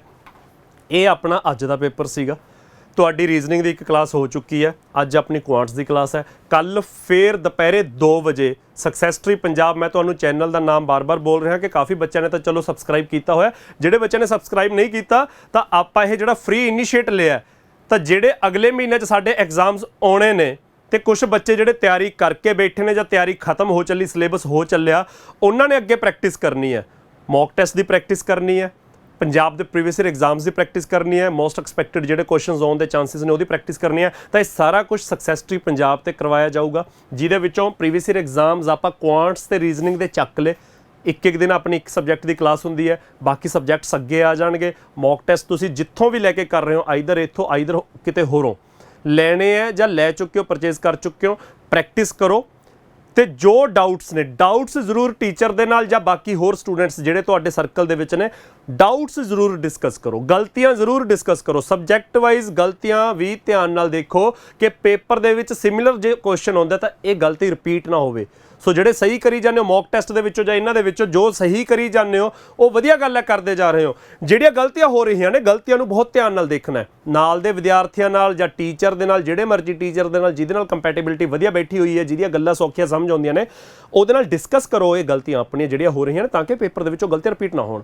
ਤਾਂ ਕੁਛ ਇਸ ਤਰ੍ਹਾਂ ਆਪਣਾ ਇੱਕ मतलब मैप ਜਾਂ ਤਿਆਰ ਕਰੋ, ਤਿਆਰੀ ਕਰਨ ਦਾ पेपर तक ਦਾ। सिलेबस का जोड़ा पोर्शन बहुत चंगी तरह तैयार है, निगाह चो कड्डो, जोड़ा थोड़ा जिहा वीक लगता है थोड़ा चंगी तरह पढ़ लो। ਪੁਰਾਣੇ ਪੇਪਰ ਲਗਾਤਾਰ ਕਰਦੇ ਜਾਓ। ਪੁਰਾਣੇ ਪੇਪਰਾਂ ਬਿਨਾਂ ਪੰਜਾਬ ਦਾ ਪੇਪਰ ਨਹੀਂ ਨਿਕਲਣਾ, ਕੋਈ ਵੀ ਪੇਪਰ ਨਹੀਂ ਨਿਕਲਣਾ। ਪੁਰਾਣੇ ਪੇਪਰਾਂ ਨੂੰ ਚੰਗੀ ਤਰ੍ਹਾਂ ਕਰਨ ਨਾਲ, ਮੋਸਟ ਐਕਸਪੈਕਟਡ ਕੁਐਸਚਨਸ ਜਿਹੜੇ ਆਉਣ ਦੇ ਚਾਂਸਸ ਨੇ ਉਹਨਾਂ ਨੂੰ ਕਰਨ ਨਾਲ ਪੰਜਾਬ ਦਾ ਕੋਈ ਵੀ ਪੇਪਰ ਕੱਢਣਾ ਬਹੁਤ ਸੌਖਾ ਹੋ ਜਾਂਦਾ। ਸੋ ਇਸ ਕਰਕੇ ਇਸ ਸੀਰੀਜ਼ ਨੂੰ ਨਾ ਮਿਸ ਕਰਿਓ। ਤਾਂ ਡੇਲੀ ਦੁਪਹਿਰੇ 2 ਵਜੇ ਆਪਣੀ ਕਲਾਸ ਹੁੰਦੀ ਹੈ ਕੁਆਂਟਸ ਰੀਜ਼ਨਿੰਗ ਦੀ। ਅੱਜ ਆਪਣੀ ਮਤਲਬ ਰੀਜ਼ਨਿੰਗ ਤੁਹਾਡੀ ਕਲਾਸ ਹੋ ਚੁੱਕੀ ਹੈ, ਕੁਆਂਟਸ ਹੋ ਗਈ। ਕੱਲ ਫਿਰ ਰੀਜ਼ਨਿੰਗ, ਅਗਲੇ ਦਿਨ ਫਿਰ ਆਪਣਾ ਕੁਆਂਟਸ। ਇਹ ਆਪਣਾ ਚੱਲਦਾ ਰਹੂਗਾ। ਤਾਂ ਅਗਲੀ ਕਲਾਸ ਦੇ ਵਿੱਚ ਮਿਲਦੇ ਹਾਂ ਬੱਚੇ। Thank you.